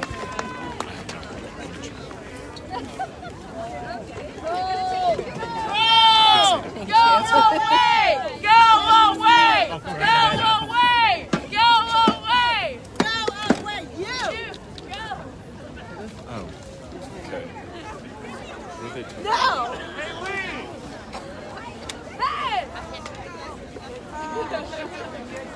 All right. Thank you so much for joining us on this live stream, this 9th FireDrill Friday.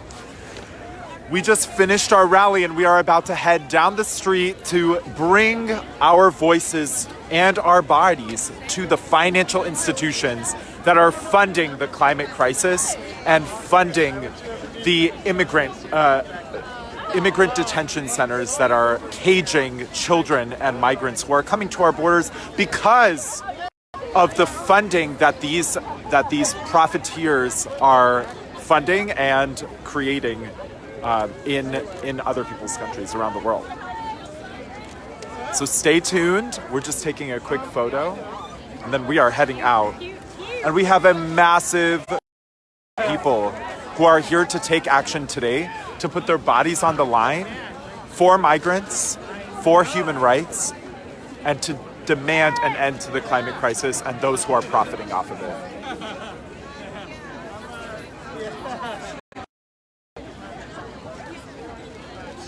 Oh, look at that cute sign. Okay. Everyone, please move into the street. We're not going to be able to start the march unless everybody in the park who wants to go on the march moves into the street. Ooh, I guess we're Please taking move the into the streets. All right. Look at all of these people who are about to take. Thank you for joining us on this live stream. Hi, my name is Faraz. I use they, them pronouns. I'm your host today for this live stream. I'm part of the digital team at FireDrill Fridays and also a local organizer here in DC. Thanks for joining us. So we are making our way to the streets where we will be marching to the doorstep of a large financial profiteer and investor in the climate crisis. That's why we're out here, and so stay tuned.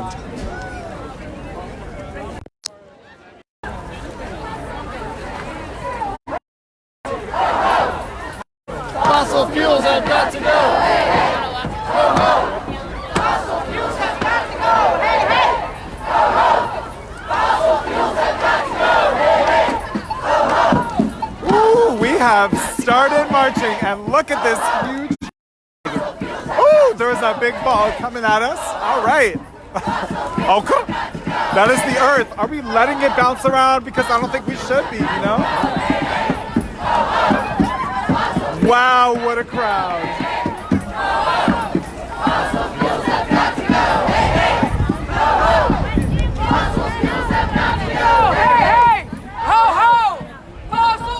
Guess where we're going? Look at that.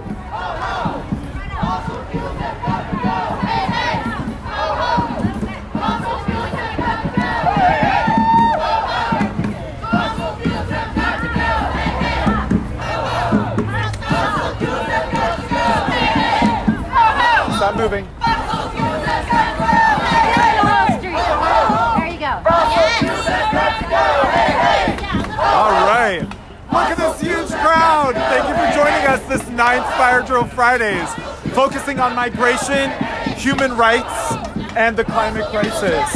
We are out here demanding justice for migrants, demanding human rights, and demanding an end to the climate crisis. Thanks for joining us.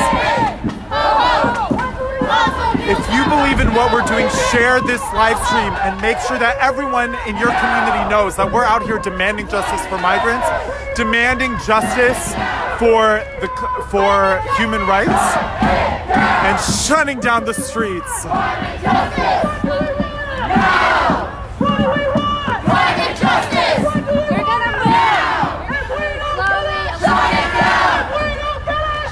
are moving.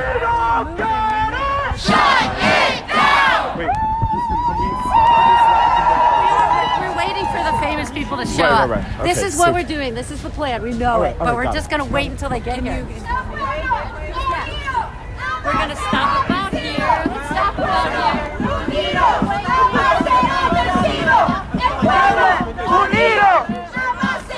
Get those people over here. That's what we're waiting for. We're waiting for that. Jamás será vencido. Look at this huge crowd. That's it. El pueblo unido jamás será vencido. El pueblo unido jamás será vencido.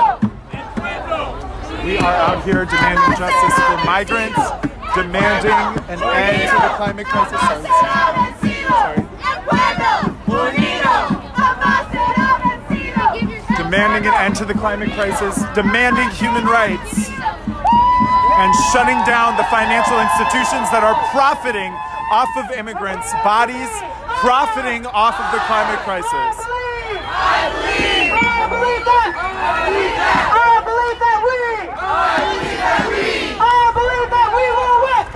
believe that we will win. I believe that we will.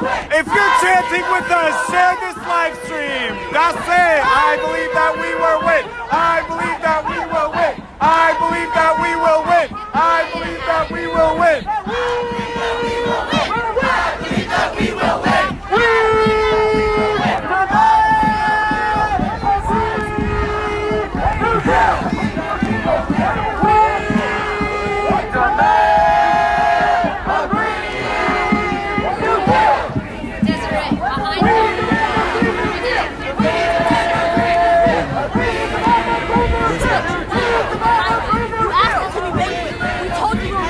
You do not have permission to use our footage.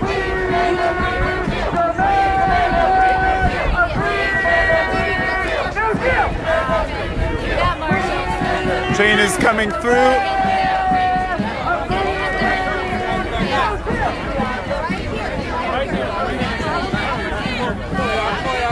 All right, here she is. To the right, to the right. Say which way. Y'all are doing a great job. All right. Your side's gonna come over here. Thank you. We're out here. All right. All right. Okay. Jane, can you tell us why we're out here? This side stop. We now need this side to turn around. Don't push me. Thank you. Rude. Back up, guys. Back up, back up, back up. All right. Look at this huge crowd here for the 9th FireDrill Fridays, demanding justice for migrants, demanding human rights. Right, we're good.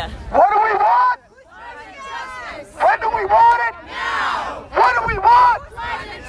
When do we want it? Now. What do we want? When do we want it? Now. What do we want? When do we want it? Now.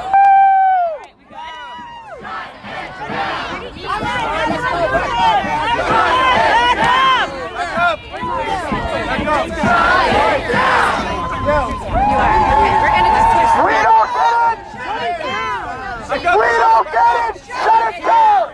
We don't get it! Shut it down! We don't get it! Shut it down! We don't get it! Shut it down! We are marching now, taking the entire street to demand justice for migrants. We don't get it! We don't get it! Shut it down!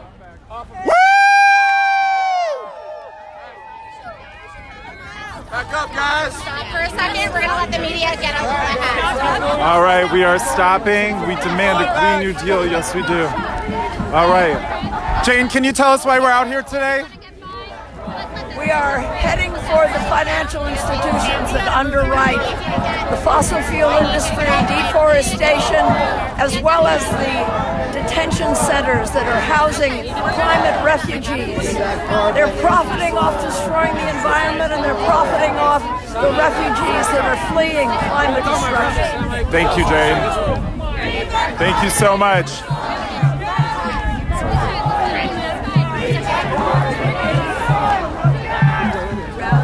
You heard Jane. We're out here to demand justice because the same people who are profiting off of the climate crisis that is causing the migration crisis are then profiting off of the migration crisis.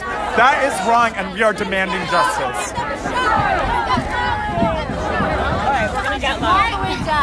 All right, we are. Oh, it's about to get lit. Democracy looks like. This is what democracy looks like. I know what democracy looks like. This is what democracy looks like. I know what democracy looks like. This is what democracy looks like. I know what democracy looks like. This is what democracy looks like. I know what democracy looks like. This is what democracy looks like. What do we want?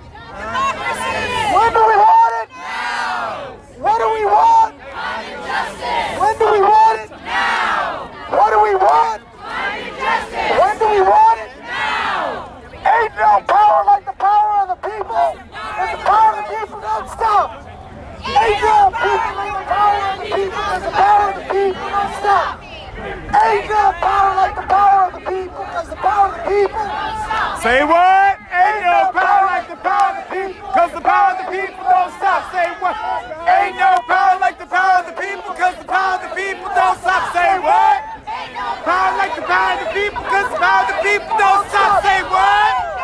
Power like the power of the people. Because the power of the people don't stop. Say what? Power like the power of the people. The power of the people don't stop. Say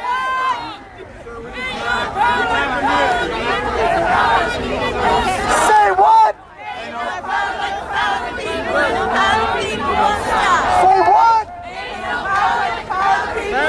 How the people don't stop.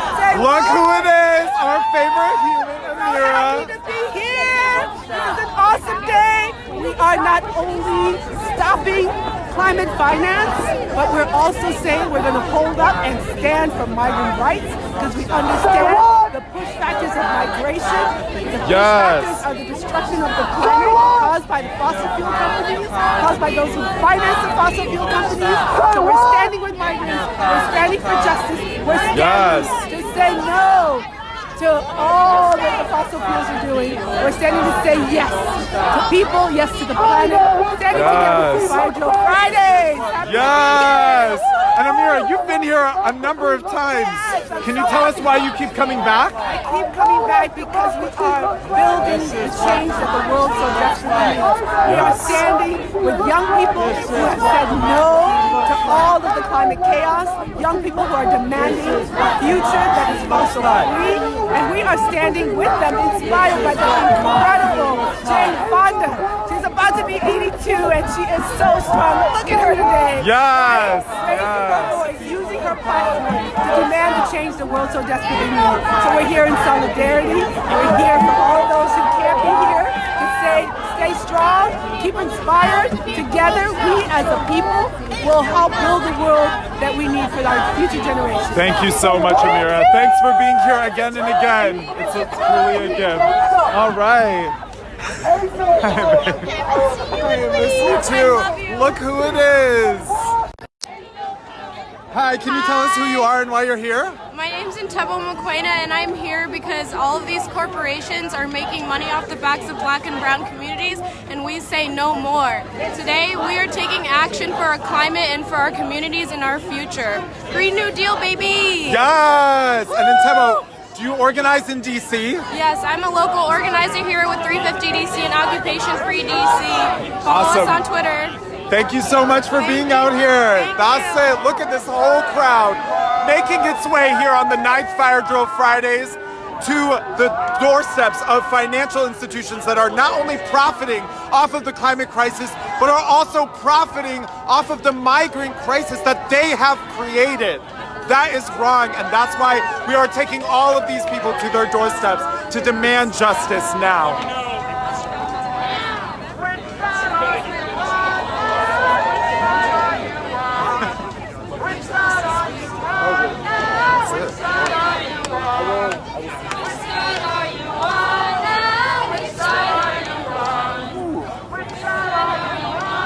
Wow, we have taken the street, and it is beautiful. Welcome, welcome, welcome to the 9th FireDrill Fridays. We are massive today, demanding justice for migrants, demanding human rights, and demanding an end to the climate catastrophe. Thank you for being here today. If you're watching this live stream, please share it. Make sure that everyone in your community knows that Washington, D.C. is showing up and showing out for migrant justice, is showing up and showing out for human rights, and is demanding an end to the climate crisis now. Okay, come on.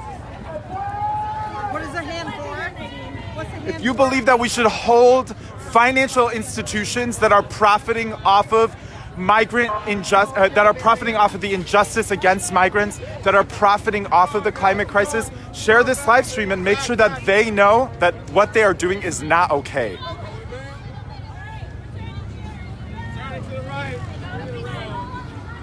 Pardon me, sorry. Wasting your time, Jane! Wasting your time! What do we want? When do we want? What do we want? Can I sneak in here, y'all? What do we want? I got you a plant burger. Do you need food? It's so sweet. I don't need it now, but ooh, ball coming at me. Ooh, look at that.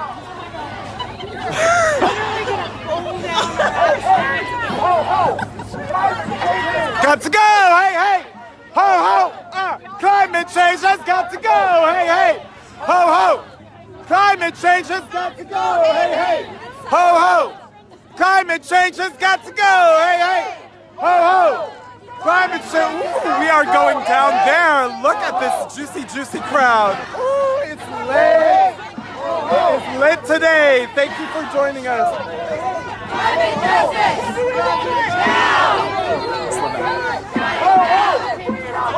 Yeah, we're gonna slow down. We're gonna stop here. Stop here.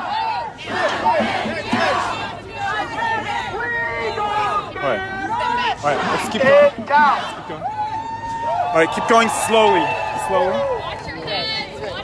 Okay. Let's do another shot. Okay, let's just stop. No, for us, Sorry, no, sorry. no.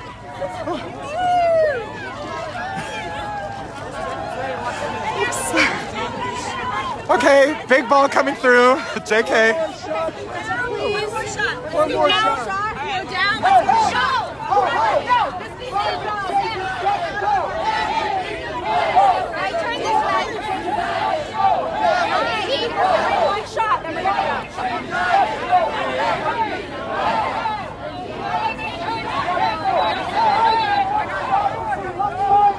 Okay, ready? Sam, ready?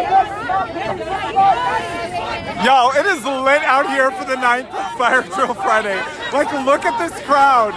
Please share this live stream if this is lit for you. We are moving.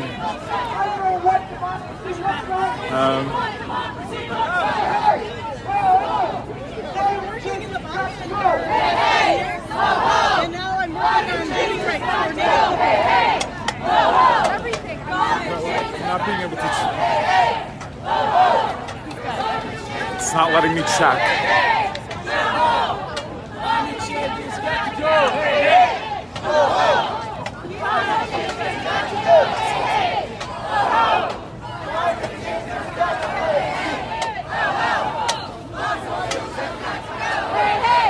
Ho ho! Fossil fuels have got to go! Hey, hey! Ho ho!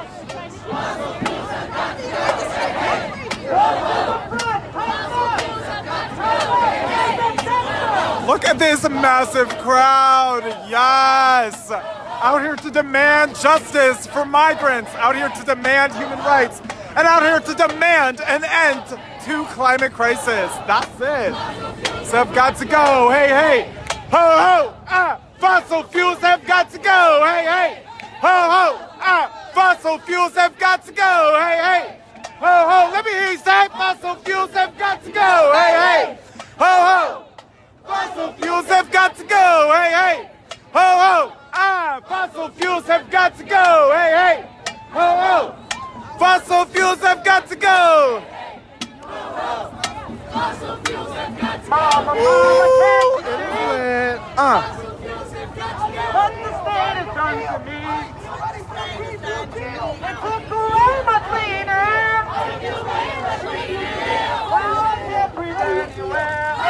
Ready for a Green New Deal. How do you feel? How do you feel? I feel ready for a Green New Deal. How do you feel? Ready for a Green New Deal. I feel ready for a Green New Deal. We are out here bumping to this. I feel ready for a Green New Deal.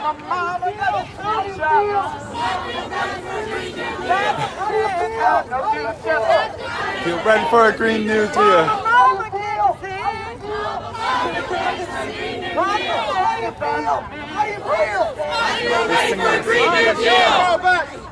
They're gonna walk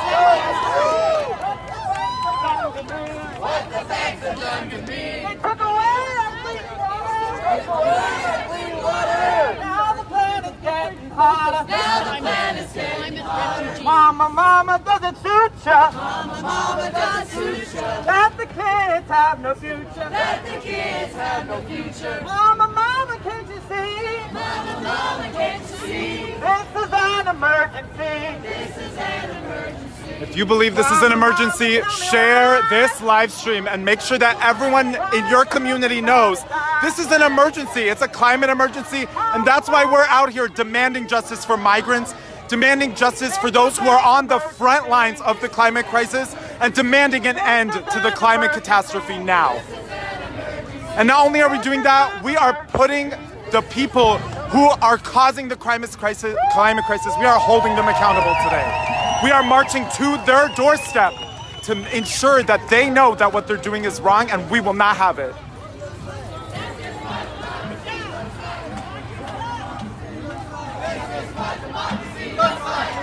If you believe this is what democracy looks like, share this live stream. Make sure everyone knows that this is what we're doing out here. We are out here demanding.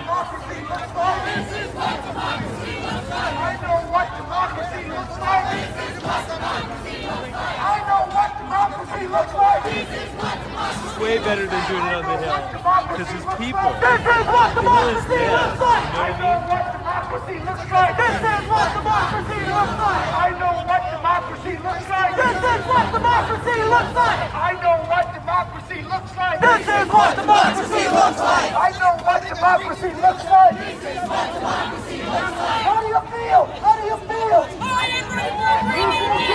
you feel? How do you feel?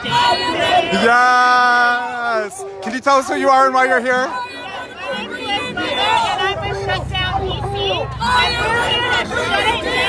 Yes! Yes! Thank you for being out here, Liz. Thank you so much. It's the official FireDrill Friday's live stream, so share, yeah. Okay, we are...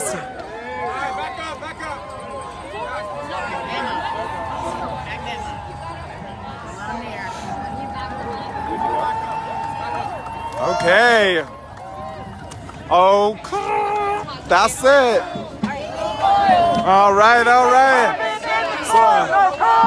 No oil. Keep that carbon in the soil. No gas. No oil. Keep that carbon in the soil. No oil. Keep that carbon in the soil. No gas. No oil. Keep that carbon in the soil. No oil. Keep that carbon in the soil. No oil. Keep that carbon in the soil. Oh, look at that. We are out here today. Keep that carbon in the soil. No gas. No oil. Keep that carbon in the soil.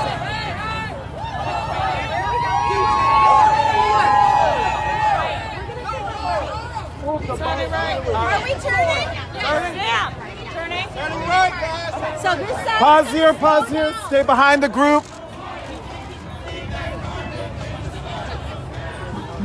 All right, we are turning and we are rapidly approaching our target. Who do you think it is? Post on the chat what you think. It could be Wells Fargo, could be BlackRock, could be JP Morgan, maybe Chase. I don't know. Let me know.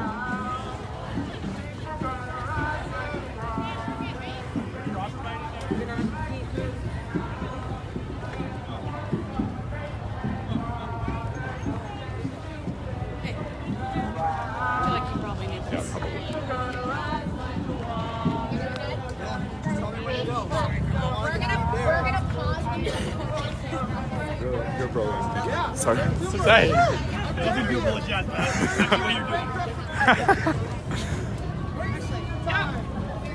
Thank you to all those who are still on this live stream joining us as we make our way. Let's go.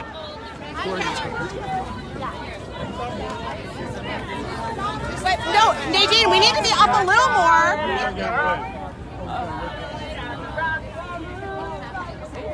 Rooted out the trees, we are here, we are here, holding strong, solid as a rock, solid as a rock. Rooted like a tree, rooted like a tree, we are here, we are here, we are very slowly, solid as a rock, Solid as a rock. Go backwards.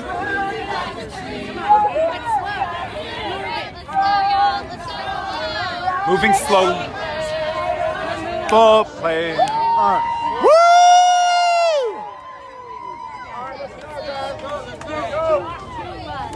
Really slowly. Pretend you're in second line. Very slowly. Second line, right?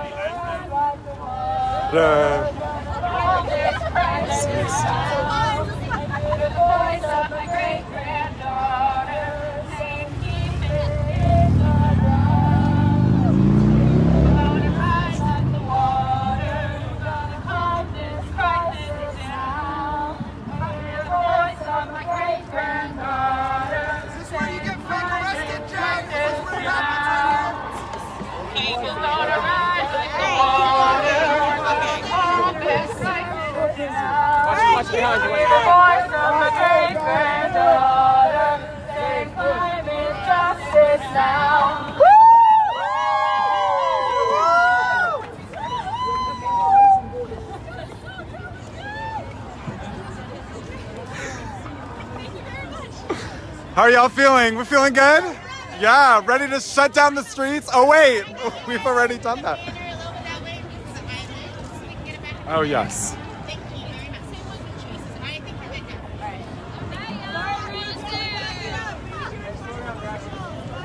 I think we're ready to shut down some financial institutions. How y'all feeling? We don't get it! That's it.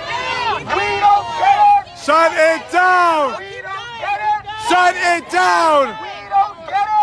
Shut it down! We don't get it! Shut it down! We don't get it! Shut it down! We don't get it! Shut it down! We don't get it! Shut it down! We don't get it! Shut it down! We don't get it! Shut it down! We don't get it! Shut it down! We don't get it! Shut it down!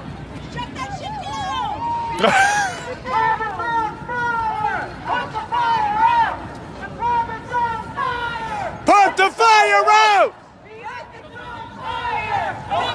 If you believe we should be putting the fire out, please share this live stream and make sure everyone knows that we have a whole crew out here demanding that these financial institutions put the fire out now. Sorry, Malik. Put the fire out! The climate's on fire! Put the fire out! The climate's on fire! Put the fire out! The Arctic's on fire! Put the fire out! The Arctic's on fire! Put the fire out! California is on fire! Put the fire out! California is on fire! Put the fire out! The The Amazon is on fire. That in part is because these financial institutions are funding companies that are chopping down the Amazon and burning it. That is not okay, and that's why we're out here demanding justice. Those fires are causing indigenous people in the Amazon to have to flee for their lives. And that is not okay. And it just so happens that those companies that are profiting off chopping down the Amazon are also profiting off of the migrant crisis that is being caused and the refugee crisis that is being caused by their actions. That's why we're out here. Share this live stream if you believe that this is important and that we should be doing something about it, like taking the streets.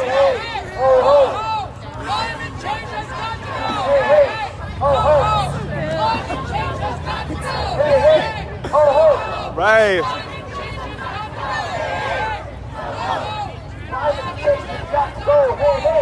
Woo, look at that crowd. Okay.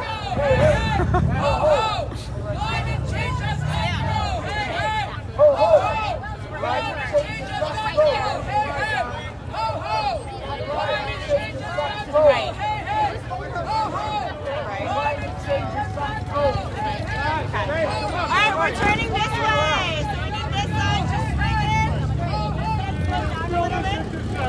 it. Can you share why you're here with us today and who you are? Malik Saafir candidate from New Jersey. I know what democracy looks like. This is what democracy looks like. I know what democracy looks like. This is what democracy Thank you for being here today. looks like. This is what democracy looks like. Can you share with us why you're here today and who you are? I know what democracy looks like. I know what democracy looks like. I know what democracy looks like. This earth is burning. Yes, thank you so much. Thanks for being here today. All right.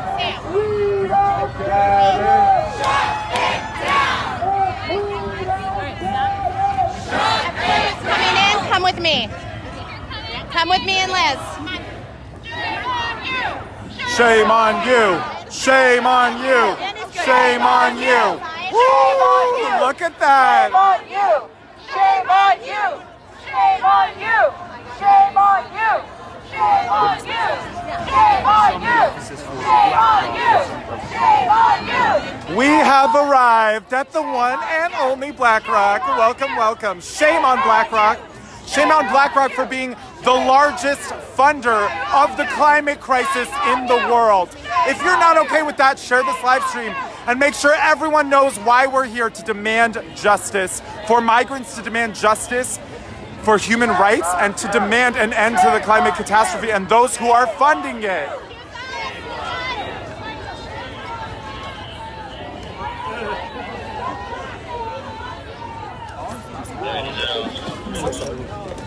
You all right, buddy? Sorry, okay? Thank you. All right. And we just took a fall, but that's okay. We're still looking cute. Yes.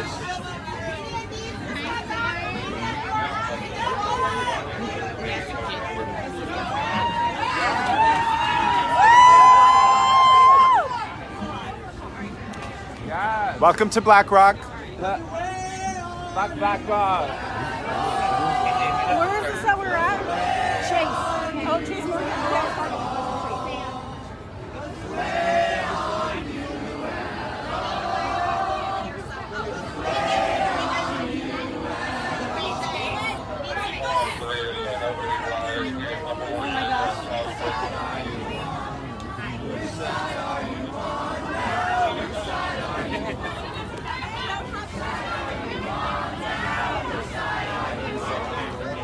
Wow, look at this crowd in front of BlackRock.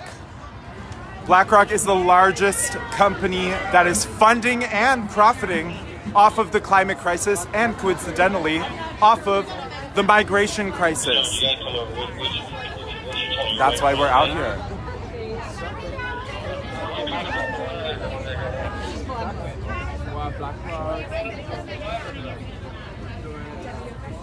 Wow, the whole street is shut down.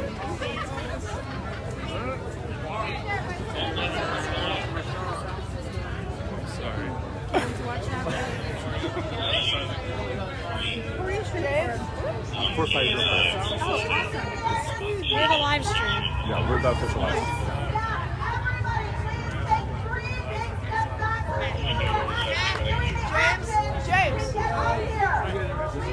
James, excuse me. Yes. Here we go. Let's go. Forces, we can stop, trust me. We can take this battle, trust me. You're gonna get the shot. You're gonna get the shot. Our profits worth more than our future is what the sign says. If you believe that profits are not worth more than our future, then share this live stream now and make sure that all of your community knows that too. This is an intergenerational group of people here demanding an end to the climate crisis now, demanding justice for migrants, demanding human rights, and demanding a Green New Deal and no new fossil fuels. I just can't get anything.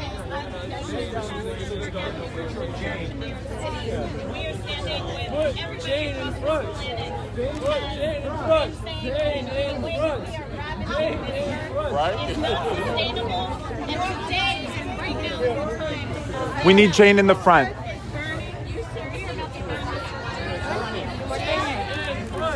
There we go.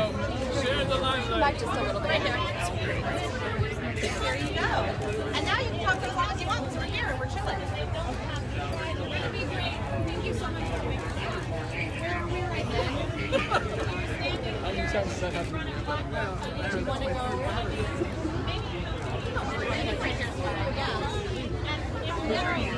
It's hard to know. She could easily be back there because she's short. We are here, Black Rock, to ask you to divest from fossil fuels and the prison complex.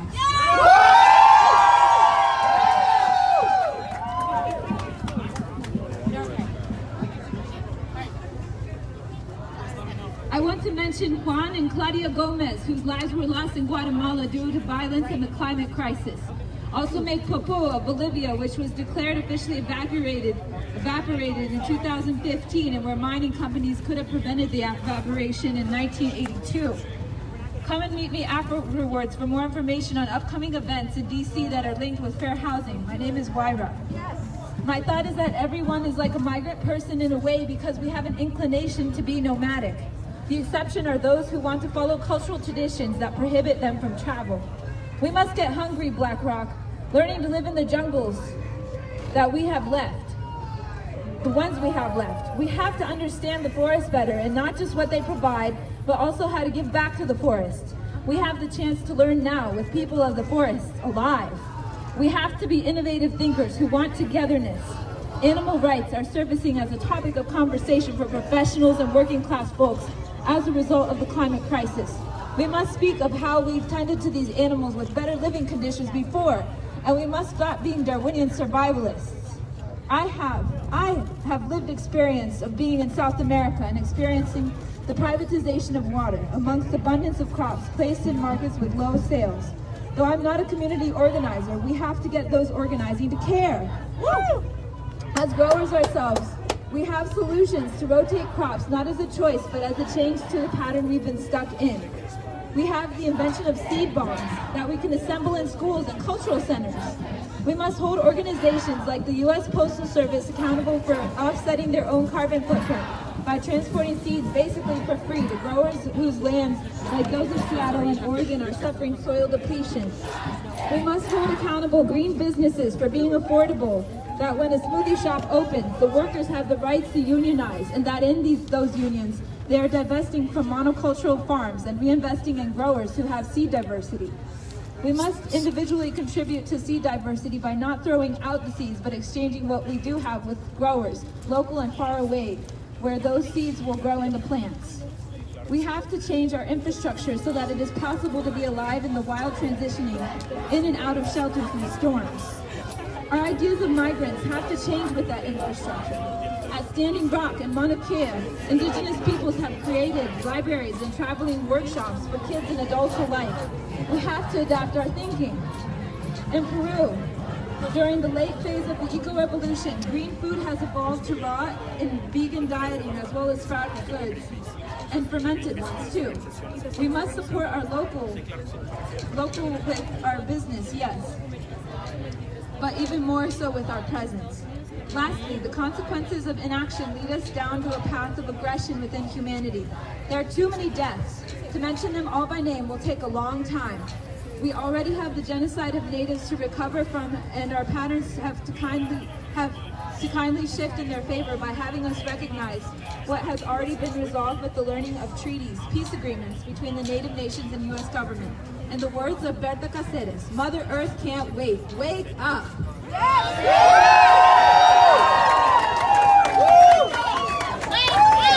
Did you hear her? Did you hear her?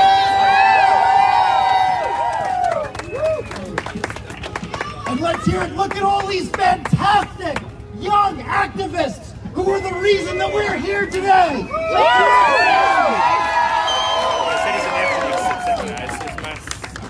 BlackRock, Chase, Wells Fargo, can you hear us? We have a message for you. No longer can you invest and finance fossil fuel infrastructure that will destroy this planet. No more can you finance prisons and detention centers that incarcerate innocent people fleeing for their lives. You have a choice between right and wrong, and you must choose right. We will not stop.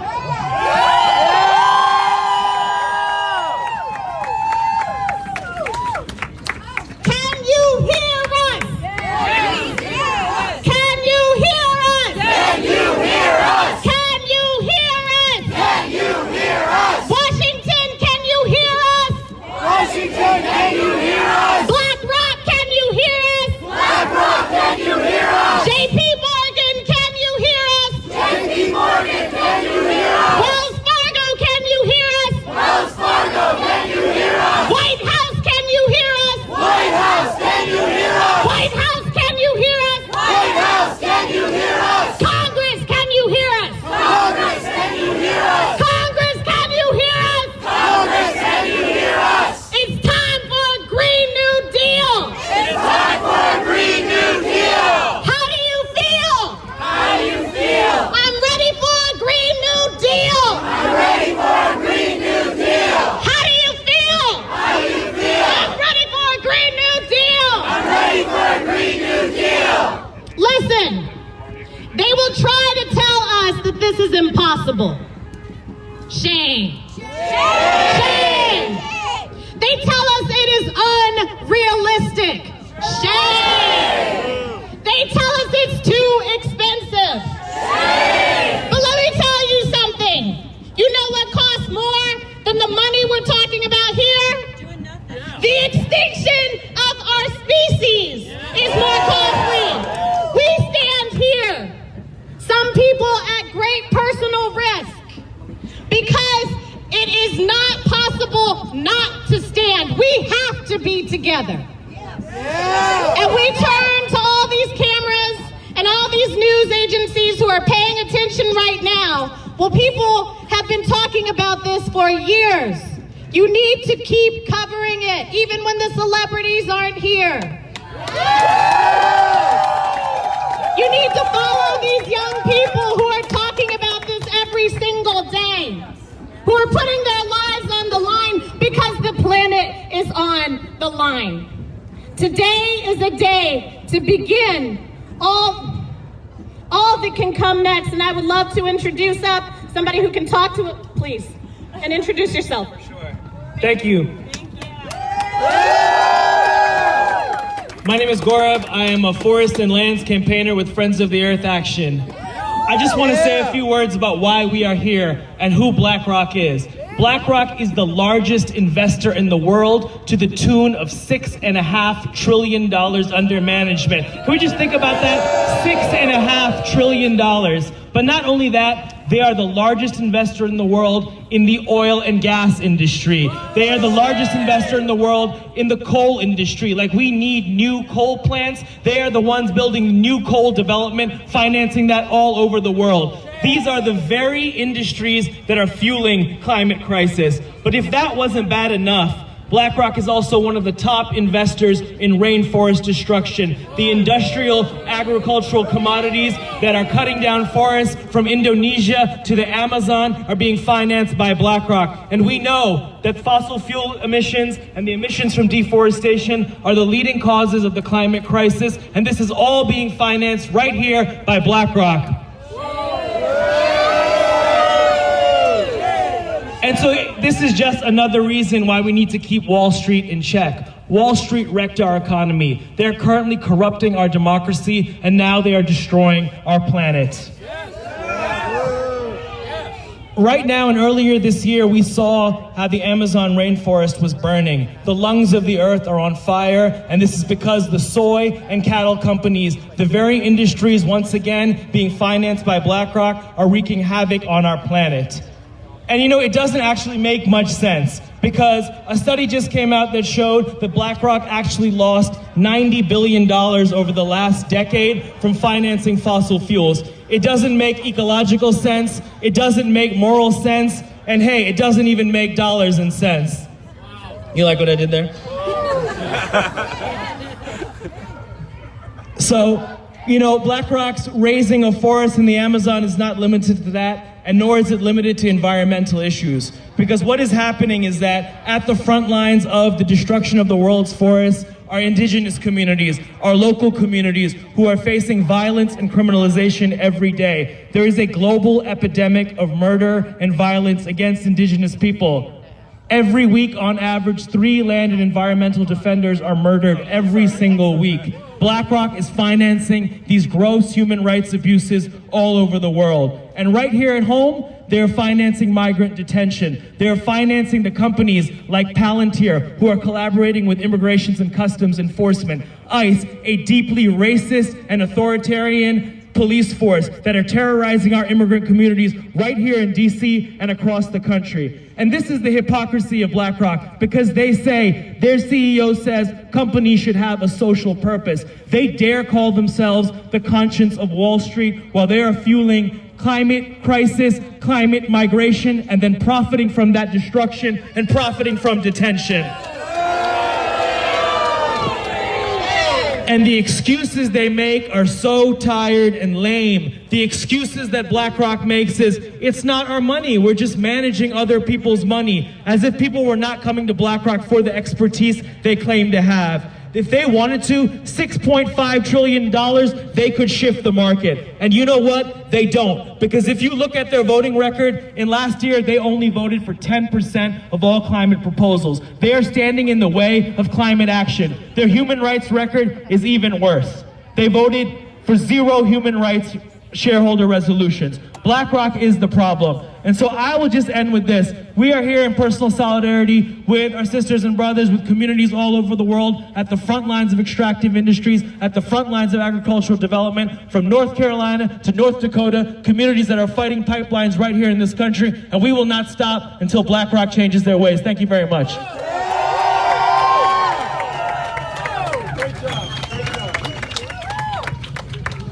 We stand on this earth, in this place, because of history.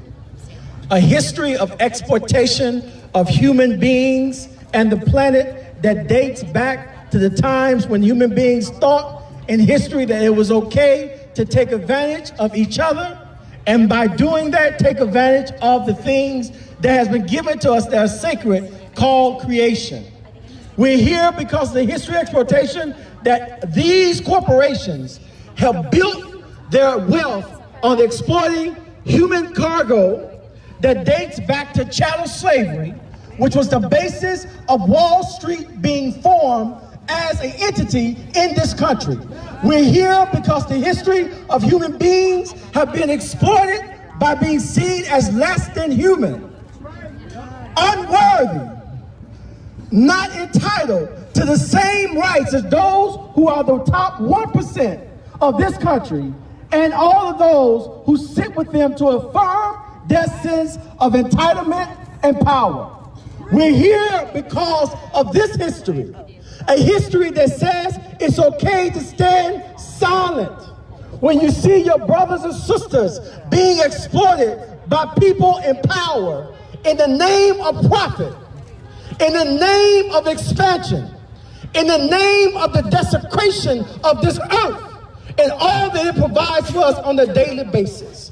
We're here because this history now demands that we respond no longer in silence.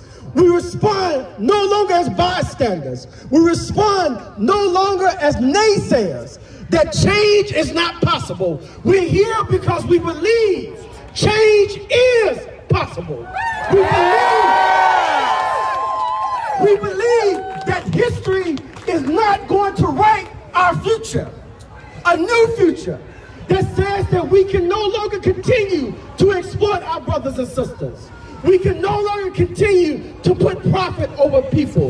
We can no longer continue to leave behind generation after generation helpless human beings who have no hope, who have no security, who have no refuge from exploitation.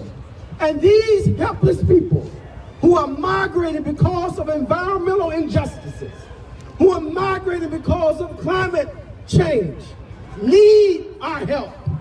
They need us to stand up and become heroes and sheroes for their cause.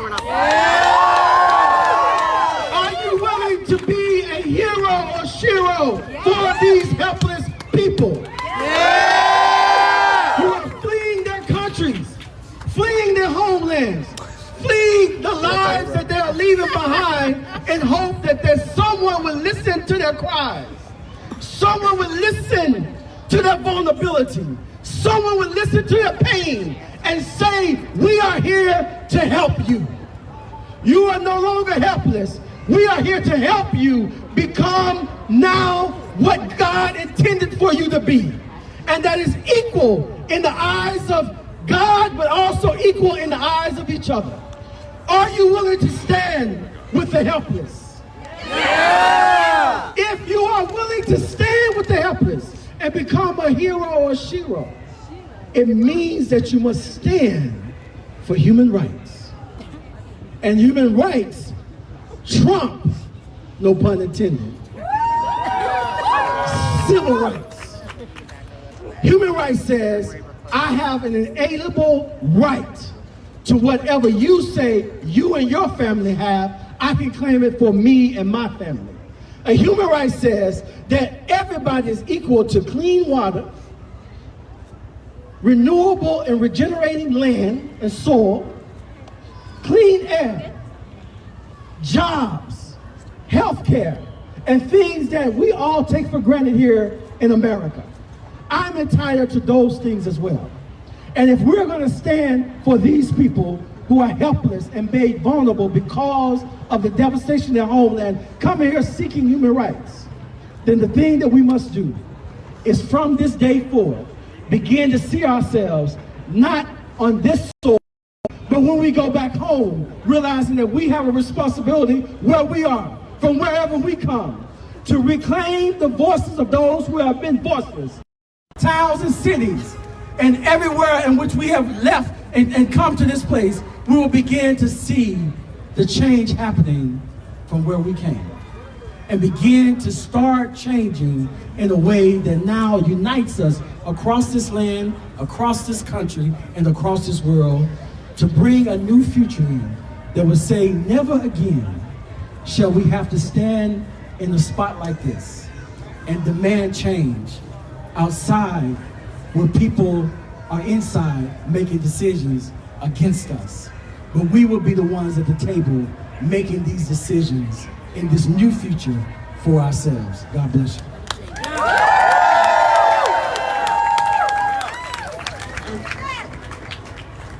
I want to thank the young people. The young people who all around the world by the tens of millions have bravely struck from school on Fridays and inspired us, and we should not forget how brave that is. How brave it is for them to leave school on Friday. It can affect their grades. Their teachers can get angry with them. They can be thrown out of school. And yet every Friday they come out and they've shown us this has to become the new normal.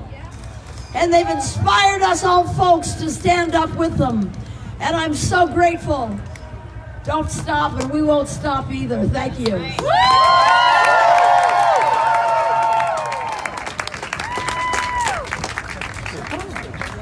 Hello, my name is Sophie Gingler and I'm 18 years old. I'm here with Sunrise DC. I would first like to recognize that we are standing on the land of the Piscataway and Naugatuck people. I am originally from the Coachella Valley, the location of the infamous Palm Springs Coachella Valley Music Festival, Stagecoach, and endless international golf tournaments. I was born and raised in the heart of the California drought, which has been exacerbated by global climate change. I was told by my 7th grade science teachers not to take a bath because it was wasteful. I only did laundry or washed dishes when most necessary. Most of my friends' homes didn't have grass because it was too expensive to water. However, I am not the victim of this story. 30 minutes from my home is the Salton Sea, which is the largest lake in California and the largest inland sea in the country. It lies between the Imperial County and Riverside County and rests on the land of the Torres Martinez Band of Desert Kuya Indians. The Salton Sea has been rapidly drying up due to lack of natural inflow and the nature of the California drought. There are 3 main feeders into the Salton Sea to keep it alive now that the Colorado River has been dammed off. The Whitewater River, which is a small natural flowing river, all of the drainage from the Coachella Valley, as well as the entire agricultural runoff of the Imperial County, which is the 2nd largest agricultural county in California. This runoff includes toxins such as arsenic, selenium, chromium, lead, and pesticides, including DDT. It is a cesspool of toxicity that threatens the surrounding communities daily. With the rapid decline in water levels, it is exposing a lake bed that threatens to trigger toxic dust storms that will affect the residents of the Imperial County, Riverside County, San Diego County, Orange County, and Los Angeles County. There are 2 reported cases of children with climate change-induced asthma or climate change-induced cancer at the local elementary schools, as well as daily unreported cases of chronic nosebleeds and severe respiratory issues every day in the surrounding communities. If action isn't taken, large parts of Southern California will be completely uninhabitable due to persistent toxic dust storms. The communities of the Salton Sea, Imperial County, and Sky Valley are currently trying to survive what is the beginning of a widespread human rights crisis that has been overlooked for decades. If the waters of the Salton Sea have decreased further by 2030, it will not be the upper class of Los Angeles, the capitalists, the Koch brothers who have a home 30 minutes from the Salton Sea that will suffer. It will be the farm workers, the immigrants, the lower class, and the Native American tribes of Southern California that once used the Salton Sea as a fishing hole that will be forced to relocate in the form of mass migration and traumatic displacement. This is but one example of how climate change disproportionately affects immigrant communities, as the Imperial County has the highest percentage of Hispanics as well as agricultural workers of any Californian county. By investing heavily in the climate crisis, corporations like Wells Fargo, like BlackRock, like JP Morgan Chase are perpetuating human rights crises, public health catastrophes, and most importantly, ecological devastation. JP Morgan Chase is the #1 banker invested in fossil fuels, investing $196 billion in the industry. They have made it clear that their profits are worth more than our futures. I'm here today speaking on behalf of the Sunrise Movement because I have big hopes, big dreams, big goals that I cannot accomplish without a livable planet, that my posterity cannot accomplish without a livable planet. I'm here today speaking on behalf of the people of Southern California who may or may not have a habitable region by 2047. If action in the form of a Green New Deal and divestment isn't taken. The Green New Deal offers an alternative reality where this planet, our only habitable planet, can be saved from genocide. Thank you.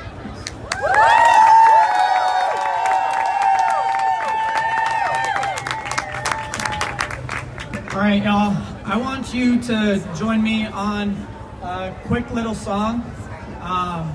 movement music has a long history. This particular song was written by the wife of a labor organizer in West Virginia whose bosses sent mercenaries, essentially, ex-police, to come and murder him. He fled for the hills, and they terrorized his wife and destroyed his home, and she took a piece of paper and wrote down on that piece of paper, which side are you on? Right? Now, today, we have a new situation where we are asking folks, what side are they on? The oligarchs, the climate criminals, or us? Which side are you on? Which side are you on?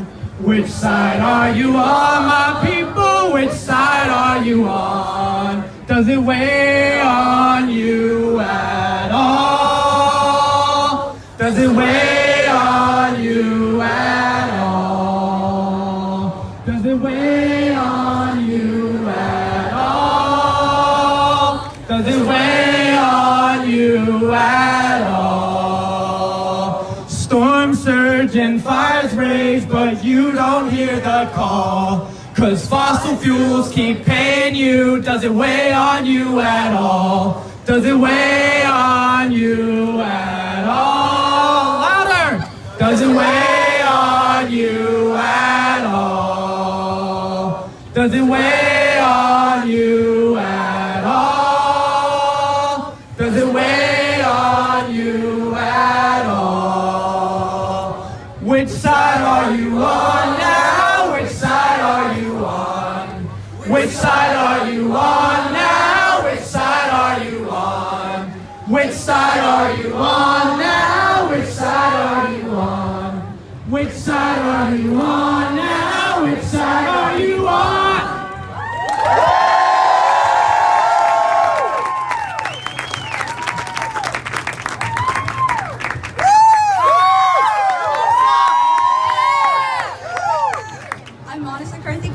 I'm 19 years old and I'm from Sunrise, DC.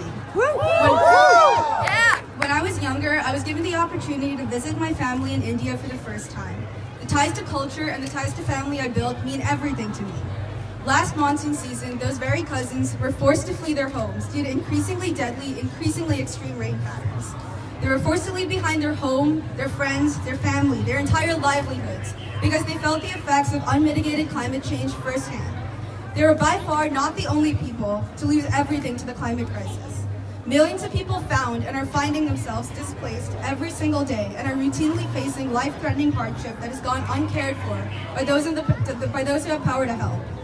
This is unacceptable. The climate crisis is a human rights crisis, and we cannot ignore that fact.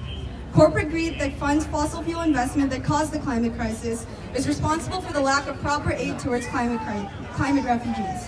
Corporate greed from the banks pushing forward the climate crisis, BlackRock, Wells Fargo, and JP Morgan, is responsible for the impacts the world is facing today.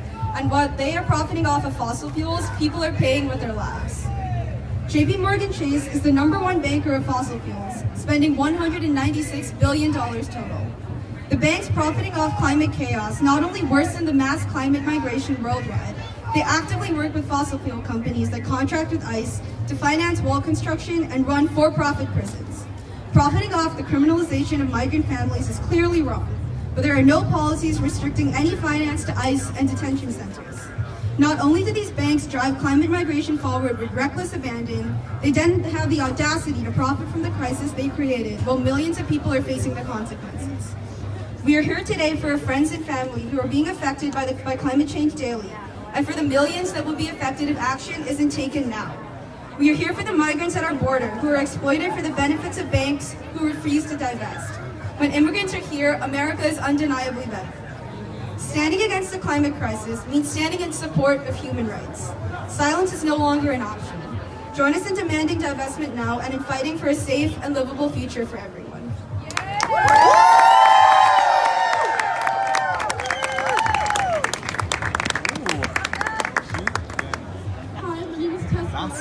I'm 18 years old and I'm originally from California. The reason why I'm speaking today is because the ocean is our lifeblood and we are slowly killing it. I see the ocean firsthand every single day when I'm back home. I'm a surfer, and I would go out in the winter when no one else is there. The thing is about winter in California is that's when it rains. And we usually think of rain as a regenerative process, but in California, in Southern California specifically, when it rains in the winter, the rain washes through the streets, through the storm drains of the entire city, of everything that is inland from Southern California oceans, and it goes directly into the oceans, right where me and all my friends would surf, right where the ocean that is giving us life is surfing, is literally living. And it is so toxic that you can't go in the water 3 to 5 days after it rains every single time. One of my friends a couple years ago decided to take the risk 3 days after it had rained, and she almost died from a meningitis infection. Part of her organs are still permanently paralyzed and will not function again for the rest of her life. And this is the ocean that once again is giving us life.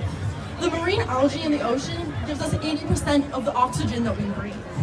So much of the products that we use in our everyday life, the shampoos, the foods that we eat, the fish that are in the ocean, comes from this place that we are quite literally turning into a toxic wasteland. And these companies right here are directly feeding into it. Ocean acidification and all of the plastic waste and the toxic waste from carbon emissions are going straight into the oceans, and they're funding the propagation of this.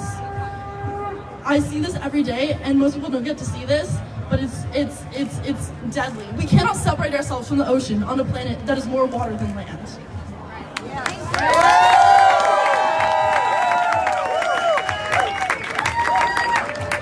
Good afternoon. My name is Ntebo Mokoena. I am 24 years old. I'm a black femme here local in DC. I organize with 350 DC, a local climate justice group. I'm here because I'm tired of seeing fossil fuel and deportation system profiteers like Chase and like Wells Fargo and like BlackRock continuing to take advantage of black and brown bodies. This is unacceptable. I'm here because right now the tar sands and Trans Mountain Pipeline connection routes are being funded by these fossil fuel industries, and we can't have it happen anymore. We know that we have an exacerbating climate crisis, and it's time for action now. And in that spirit, it's time for us to be in solidarity with the folks out here who are putting their bodies on the line. Will you march with me? So I'm going to tell you where you're going to march. Some of our brave sisters and brothers have locked down at Wells Fargo. We're going to go back them up so we can send a strong message that we're going to stop financing the climate crisis. So what we're going to do is we're going to start moving. Do you see the Earth Ball? I want everyone to go to the Earth Ball, and we're going to start marching to where they are actually doing an action. But everyone else, walk that way! All right, we are moving to Wells Fargo, where we will be backing up people who have locked down to demand migrant justice, to demand human rights, and to demand an end to the climate catastrophe, and those who are profiting off of it and those who are funding it. Thanks so much for sticking with us on this live stream. We are out here for the 9th FireDrill Fridays with Jane Fonda and a whole bunch of activists and organizers and celebrities today, demanding a Green New Deal, demanding no new fossil fuels, and today focusing on migration, human rights, and the climate catastrophe.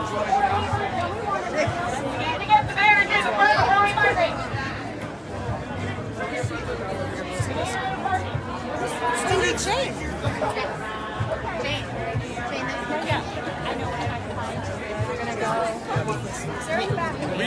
We're more than happy to help if you want us to get it. So I want you to just make a line that way. I'm taking you around, okay?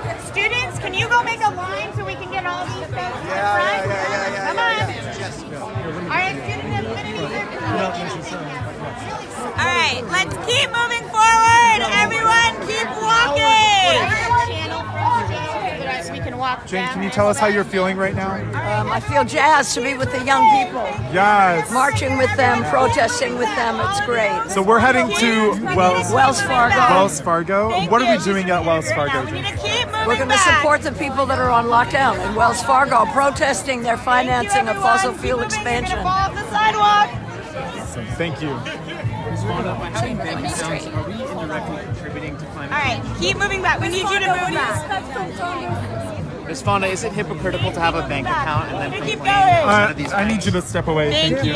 Just keep Sorry, going. we need you to keep moving. Yeah, we need you to keep moving. Thank you. Thank you.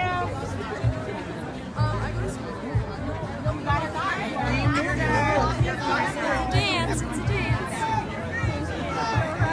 Lots of people. Keep moving. Thank you. Can you please pick that up? Thank you. Woo, look at this whole action happening right here. Okay. Looks like a climate emergency to me. I don't know about you.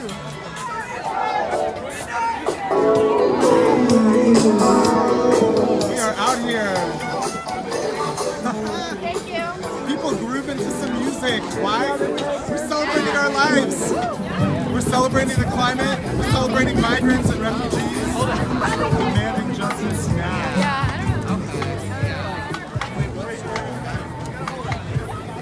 Hey.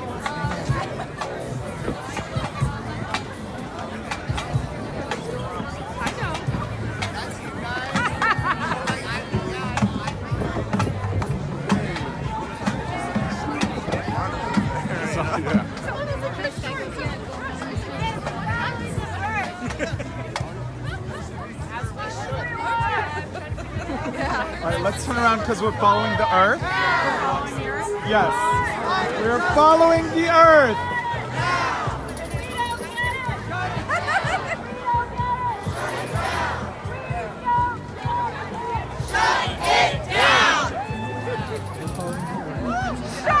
We are following this massive earth.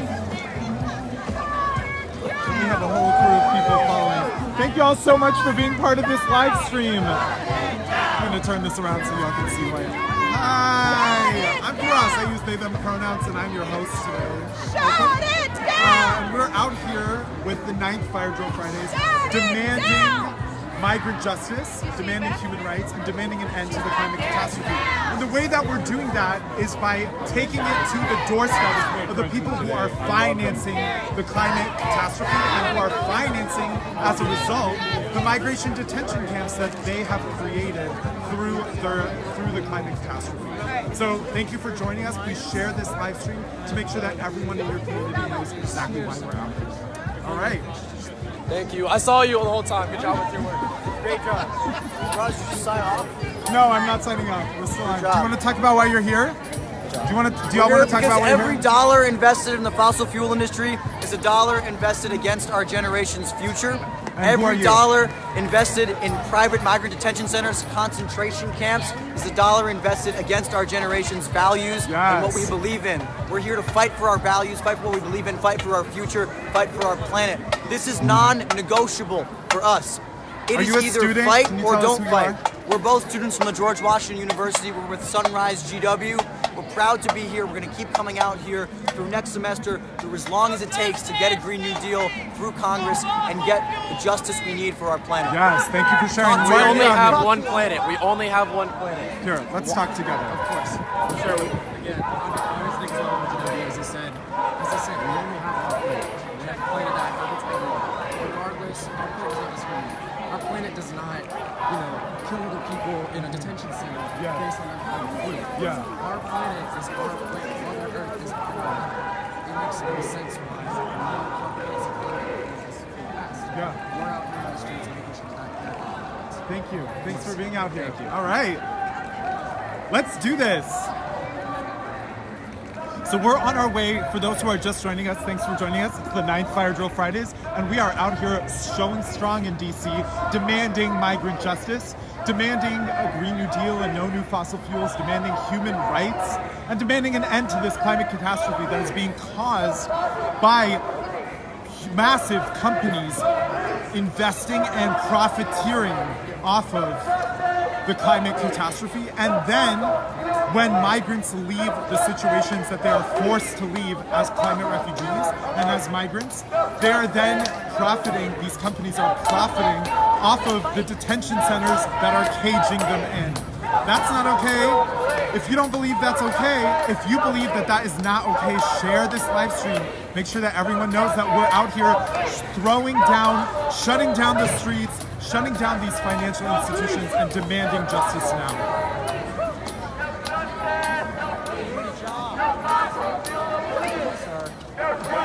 Great job, you guys. Great job. She probably gives one.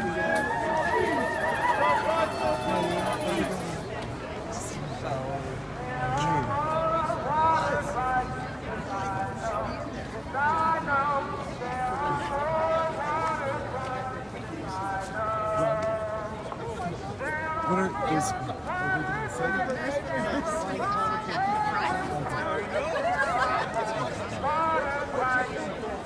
After 13th and 9, there's a special. It's a whole crew out here. Hi. Hey.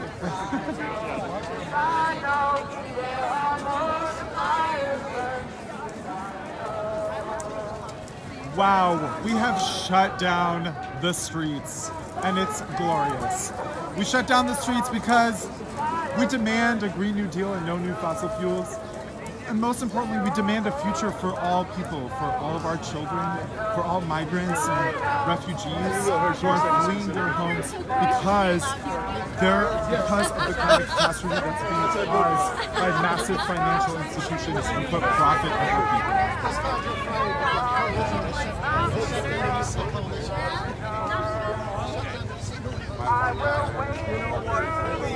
We have to move forward. What can I do? You want to get your shots. You can't do the job.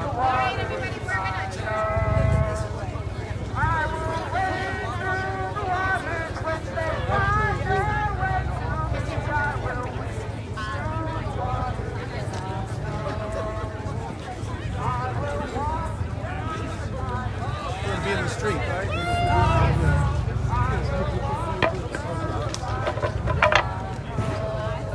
Well, while we're here, can you tell us what you're out here for? Oh, absolutely, yeah. So I'm out here with Plant Burger. Okay. And our mission is to save the world, save the planet with delicious burgers they that are delicious. having an amazing environmental impact. Awesome. But are delicious and don't sacrifice, the experience and flavors we know and love at the same time. And you've been here before, right? That's right, yeah. We try and come to as many as we can. So Awesome. we're all about feeding the demonstrators and giving people the heartiest, most delicious burger before they risk arrest. Awesome. Yeah. Thank you. And how can we learn more about you? So go check us out. We're at Plant Burger on Instagram, PLNTBURGER. And come visit us. We're in Silver Spring. We have our first ever restaurant store, and it's inside the Whole Foods or the prepared food section. Awesome. Thanks My so much for pleasure. being out here. Yeah, thank you for helping. Thank you. Do I want a Plant Burger today? Hallelujah. We're gonna rise like the water. We're gonna calm this crisis down.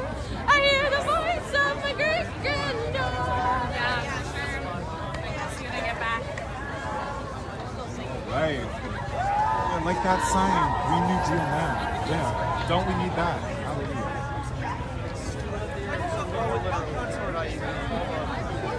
Y'all are doing a great job out here. Okay, Thanks for speaking. Just sped through, and I don't trust them. Ooh, it's a whole crowd shutting down the streets of DC, demanding climate justice now. Hallelujah.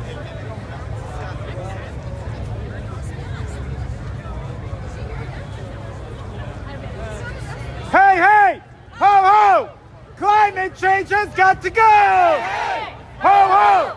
Climate change has got to go! Ho, ho! Let me hear that! That's got to go! Hey, hey! What? Ho, ho! Climate change has got to go! Hey, hey! Ho, ho! Climate change has got to go! Hey, hey!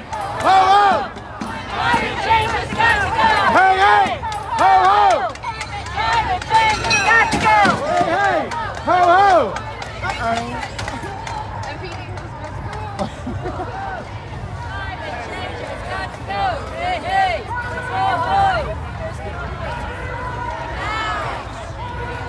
Climate justice! justice! Now! Climate justice! Now! Climate justice! It looks like we have a ride down.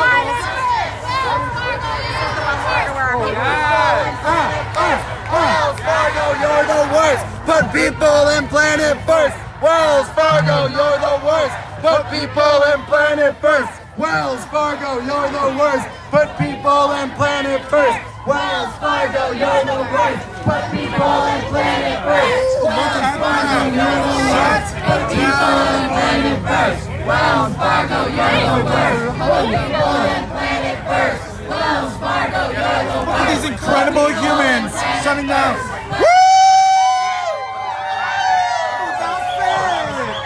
These incredible humans have shut down Wells Fargo.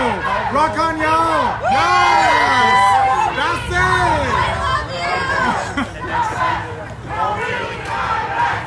They are just straight up chilling. Wells Fargo, honey. You can do better. Damn.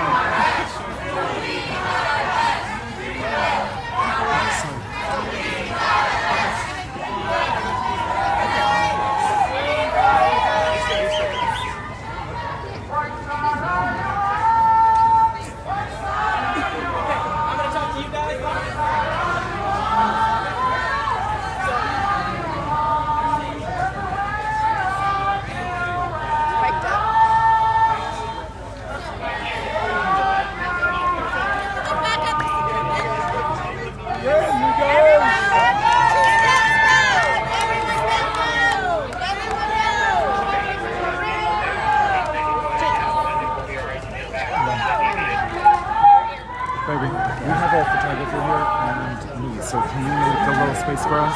Yes, we can. I'm just trying to, we're trying to get those folks up front, and then I will do this with you. This is okay. This with you. Trade places with me. Thank you. And I will get behind you, and I won't let anyone else. We love you! Oh, look at these police officers trying to stop us. That's so cute. All right. Defend the money, not Everybody the people! Scooch back a little bit so I can take a picture of her. We need to move y'all back, sorry. You guys gotta step back a little bit more. You can't be pushing. All right, thank you.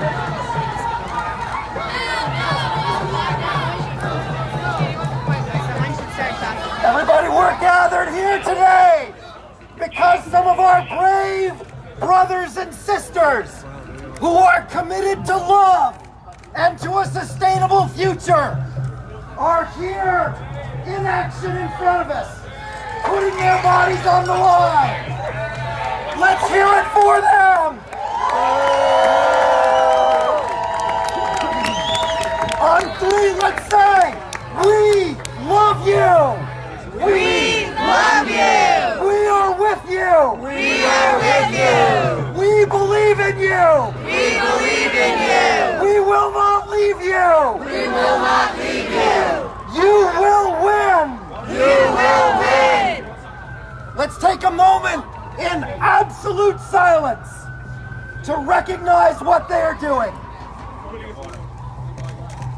No Green Deal! No Green Deal! Don't worry, don't worry, don't worry.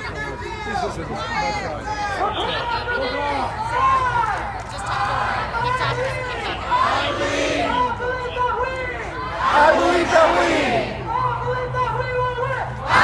that we will win. I believe that we will win. I believe that we will win. I believe that we will win. I believe that we will win. I believe that we will win. Thank you for joining us this night, FireDrill Friday. Share this live stream if you believe that we will win too. That's it. We demand a Green New Deal. We demand a Green New Deal. We demand a Green New Deal. We demand a Green New Deal. We demand a Green New Deal. I invite us right now to institute a moment of prayer as we ask and call on the holy to protect the people who have bravely stood up, who are standing up against climate change by sitting down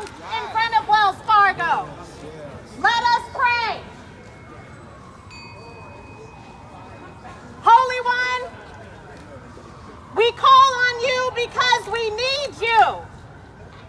You have gathered your people from the east and the west. You have asked us to protect and care for this planet to be fruitful and to multiply. But the people we are protesting today are trying to resist life, to resist your commands. They want profits over justice. But we know that you have raised up prophets like the people you have here and we have behind us. So let them know that we are behind them, that you have called them to the side of the righteous, that you will protect them, God. Build a hedge around them. Bless the people who will lay hands on them to take them into custody if that is what will happen.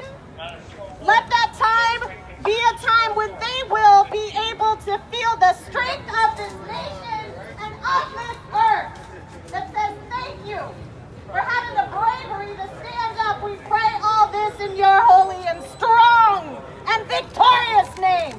Amen.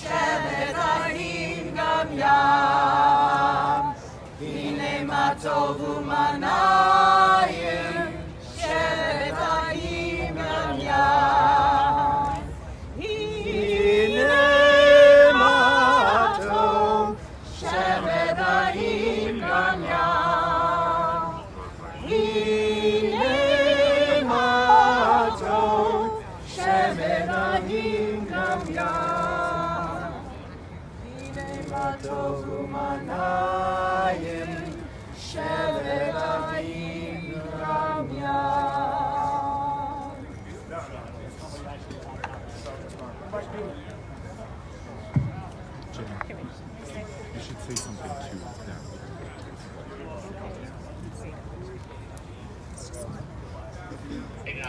Just speak right there. I just want to thank all of you for doing this on behalf of all of us. It's very brave. What you're doing has to become the new normal, and you're showing us the way. Thank you so much.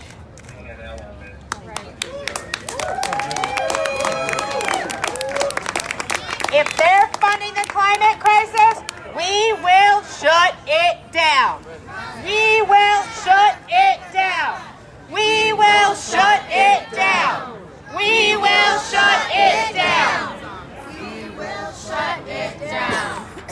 We are gentle, angry people. We're singing, singing for our lives. We are gentle, angry people. And we're singing, singing for our lives. We are gentle, angry people. And we're singing, singing for our lives. We are gentle, angry people, and we're singing, singing for our lives. Wells Fargo, you must divest. Wells Fargo, you must divest. Wells Fargo, you must divest. Wells Fargo, you must divest. Wells Fargo, you must divest. Wells Fargo, you must divest. Wells Fargo, you must divest.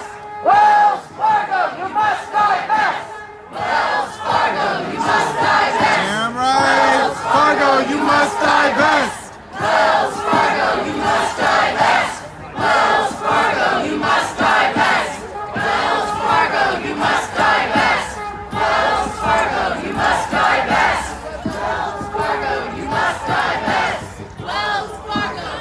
What side are you on? What side are you on?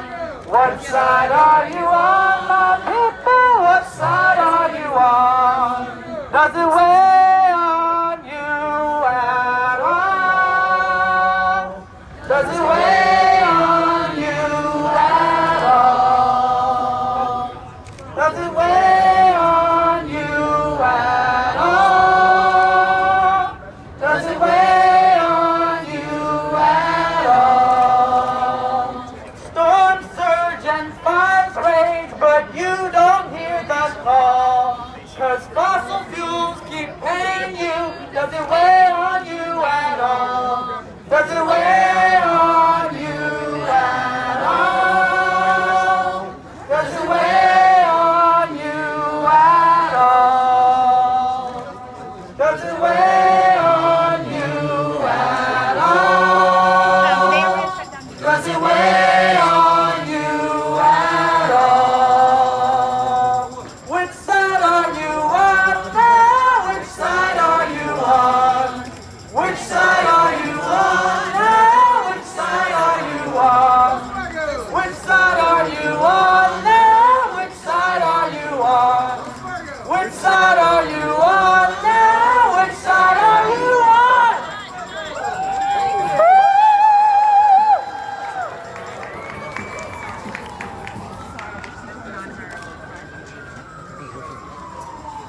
Wells Fargo has invested billions of dollars into the fossil fuel industry. 2017, they're right behind you. I'm trying. Y'all, can you tell us why you're out here today? It's the FireDrill Friday live stream. We're out here because our government is not doing its job and protecting us, and they're putting the corporations first, and we are in the midst of a climate crisis. This is an emergency. We all need to do whatever we can. And who are you? My name is Kira Sedgwick. Thank you, Kira. Yeah. Thanks for being out here. Thank you. Wells Fargo Yes. tells us that they care about sustainable business, but they are ramping up their investment in the fossil fuel industry. Jane. I know, Wells Fargo has also extended millions of dollars in credit to the NRA. Jane. Wells Fargo has also helped Thank you. private prisons and How are y'all feeling? I'm feeling great. How are you feeling? I'm really excited to be here. Feeling really, really good. Very inspired by Jane and all of the activists that we've heard from today, and all of my colleagues. And all of the kids. Yeah, and all the kids. All the Thank kids, y'all yeah. so much for being here. And who are you all? I'm Maura Tierney. Maura Tierney. Taylor Schilling. Taylor Schilling. Thank you all so much for being out here.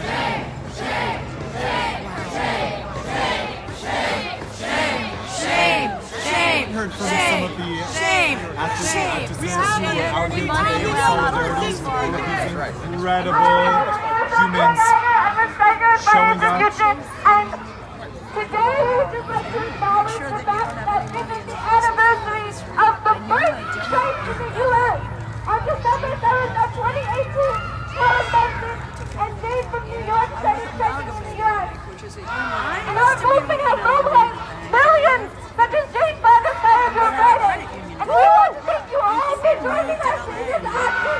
And we want to thank you, Accra and Sunrise and FireDrill Friday for planning this amazing action. But most of all, we want to thank every single person who is taking to the streets for our future, because our lives are on the line, and we want a way to live. Our lives are on the line. Our lives are on the line. Our lives are on the line. Our lives are on the line. Your lives are on the line. Your lives are on the line. Your lives are on the line. Our lives are on the line. Our lives are on the line.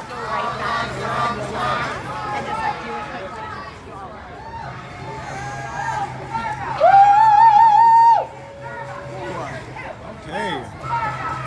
Well, I think it's safe to to say that we've shut down Wells Fargo, but that's just me. Thanks all for joining us on this live stream for the 9th FireDrill Fridays. And we've shut down DC, demanding migrant justice, demanding human rights, demanding climate justice now. Bringing it to the doorstep of the funders of the climate crisis, the funders of the migrant detention camps. Yeah, if you bank at Wells Fargo, you shouldn't. Remove your money now. Thanks. Thanks. Please share this live stream. February 6th. That we should exercise Whatever that human Friday rights, is. and we should care about migrants, and we should care about the climate crisis. And do something about it. Seriously, thank you very much. Climate justice! Now! Climate justice! Now! Climate justice!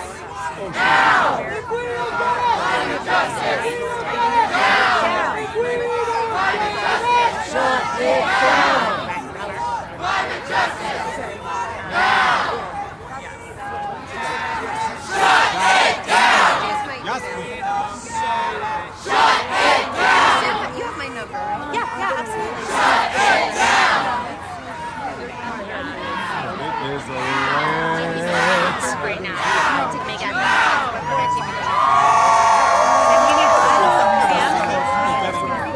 Lit. Yes. Lit for climate justice. Let's do that. What's the? Yeah. Oh, good. Oh, I just didn't know. Just saw this. Well, their questions are super interesting. You're saying Amanda. Okay. Yeah. So we're gonna go back. Can you share with us why you're out here? Yes, I can. I'm out here because Wells Fargo was financing private contractors that were funding ICE detention centers at the border, because Wells Fargo is funding pipelines that are damaging the earth and affronting indigenous rights. And because when the peaceful march protests turned the corner, all of the cops assembled in front of the banks to protect private money that is putting profit over people and the planet. And it's clear that the only thing that Wells Fargo cares about is its bottom line, and that's why we're putting our bodies in front of that bottom line to shut down business as usual, because nothing else is going to make them pay attention. Thank you so much for being out here. Thank you. Thank you. Would you be able to share with us why you're here? Okay, just kidding. All right. Y'all are out here doing it, and we love you for it, and always love you anyway, but yes. Yes, shut it down, and that we did in front of Wells Fargo. Oh, that's it. Doesn't look like anything can stop us. Thank you for vlogging. You're Yeah. awesome. This is the FireDrill Fridays live stream, so thank you for being on it. Thanks Yes, for sharing. thank you. Yeah, thank you. Thank you to All right. FireDrill Fridays.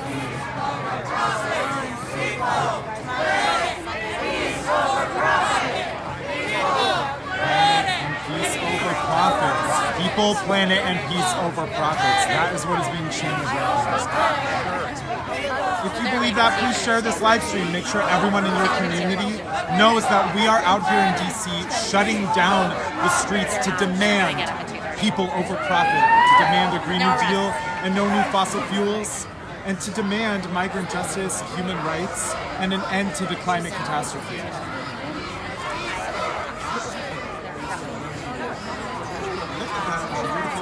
Stop funding mass extinction. Yeah, Wells Fargo, stop funding mass extinction. Thanks.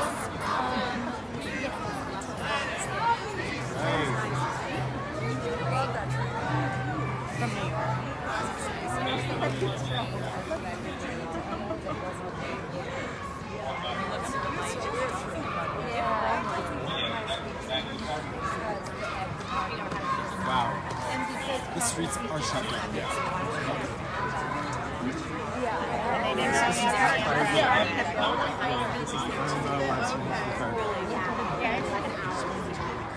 Well, I'm not behind.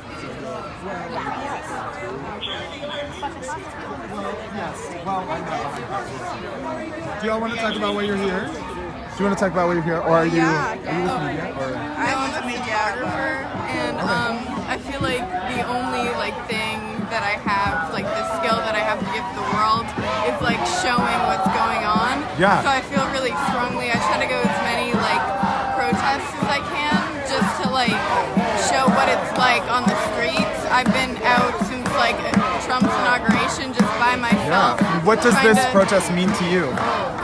Honestly, I'm just trying to learn. I am not I don't know everything there is to know about climate change. Awesome. Thanks so for sharing. I'm just trying to see what's going on and maybe learn something and show other people that else we might want to. Awesome. Thank you.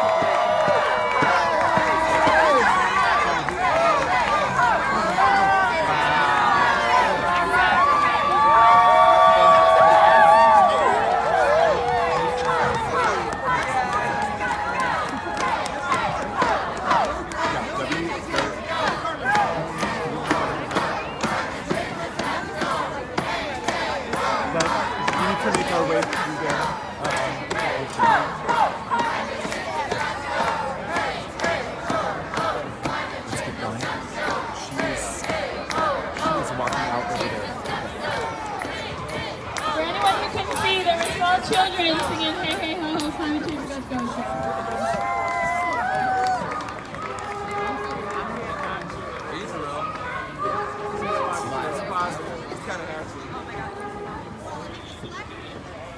All right, y'all. Thank you so much for joining us today. Again, my name is Faraz Nasser, and I was your host today on this epic FireDrill Fridays. It was the 9th FireDrill Fridays, focusing on migration, focusing on human rights, and focusing on the climate catastrophe and how they all intersect. The reality is there are massive corporations funding the climate catastrophe, and those climate catastrophes create the situations in which people need to flee for their lives, migrants and climate refugees. Then when those migrants and refugees show up at our borders, they are being caged by, yet again, the same corporations that are being funded by the corporations that are causing the climate crisis. It's complicated and it's a hot mess express. And that's why we're out here to demand justice, to shut down business as usual at these financial institutions, and to demand a Green New Deal and no new fossil fuels. Thank you so much for joining us today. Please share this live stream and make sure that your entire community knows why we're out here and knows why we are demanding justice now. And please join us next week on Thursday for the teach-in and next Friday for the FireDrill Friday. Thank you so much. Take care.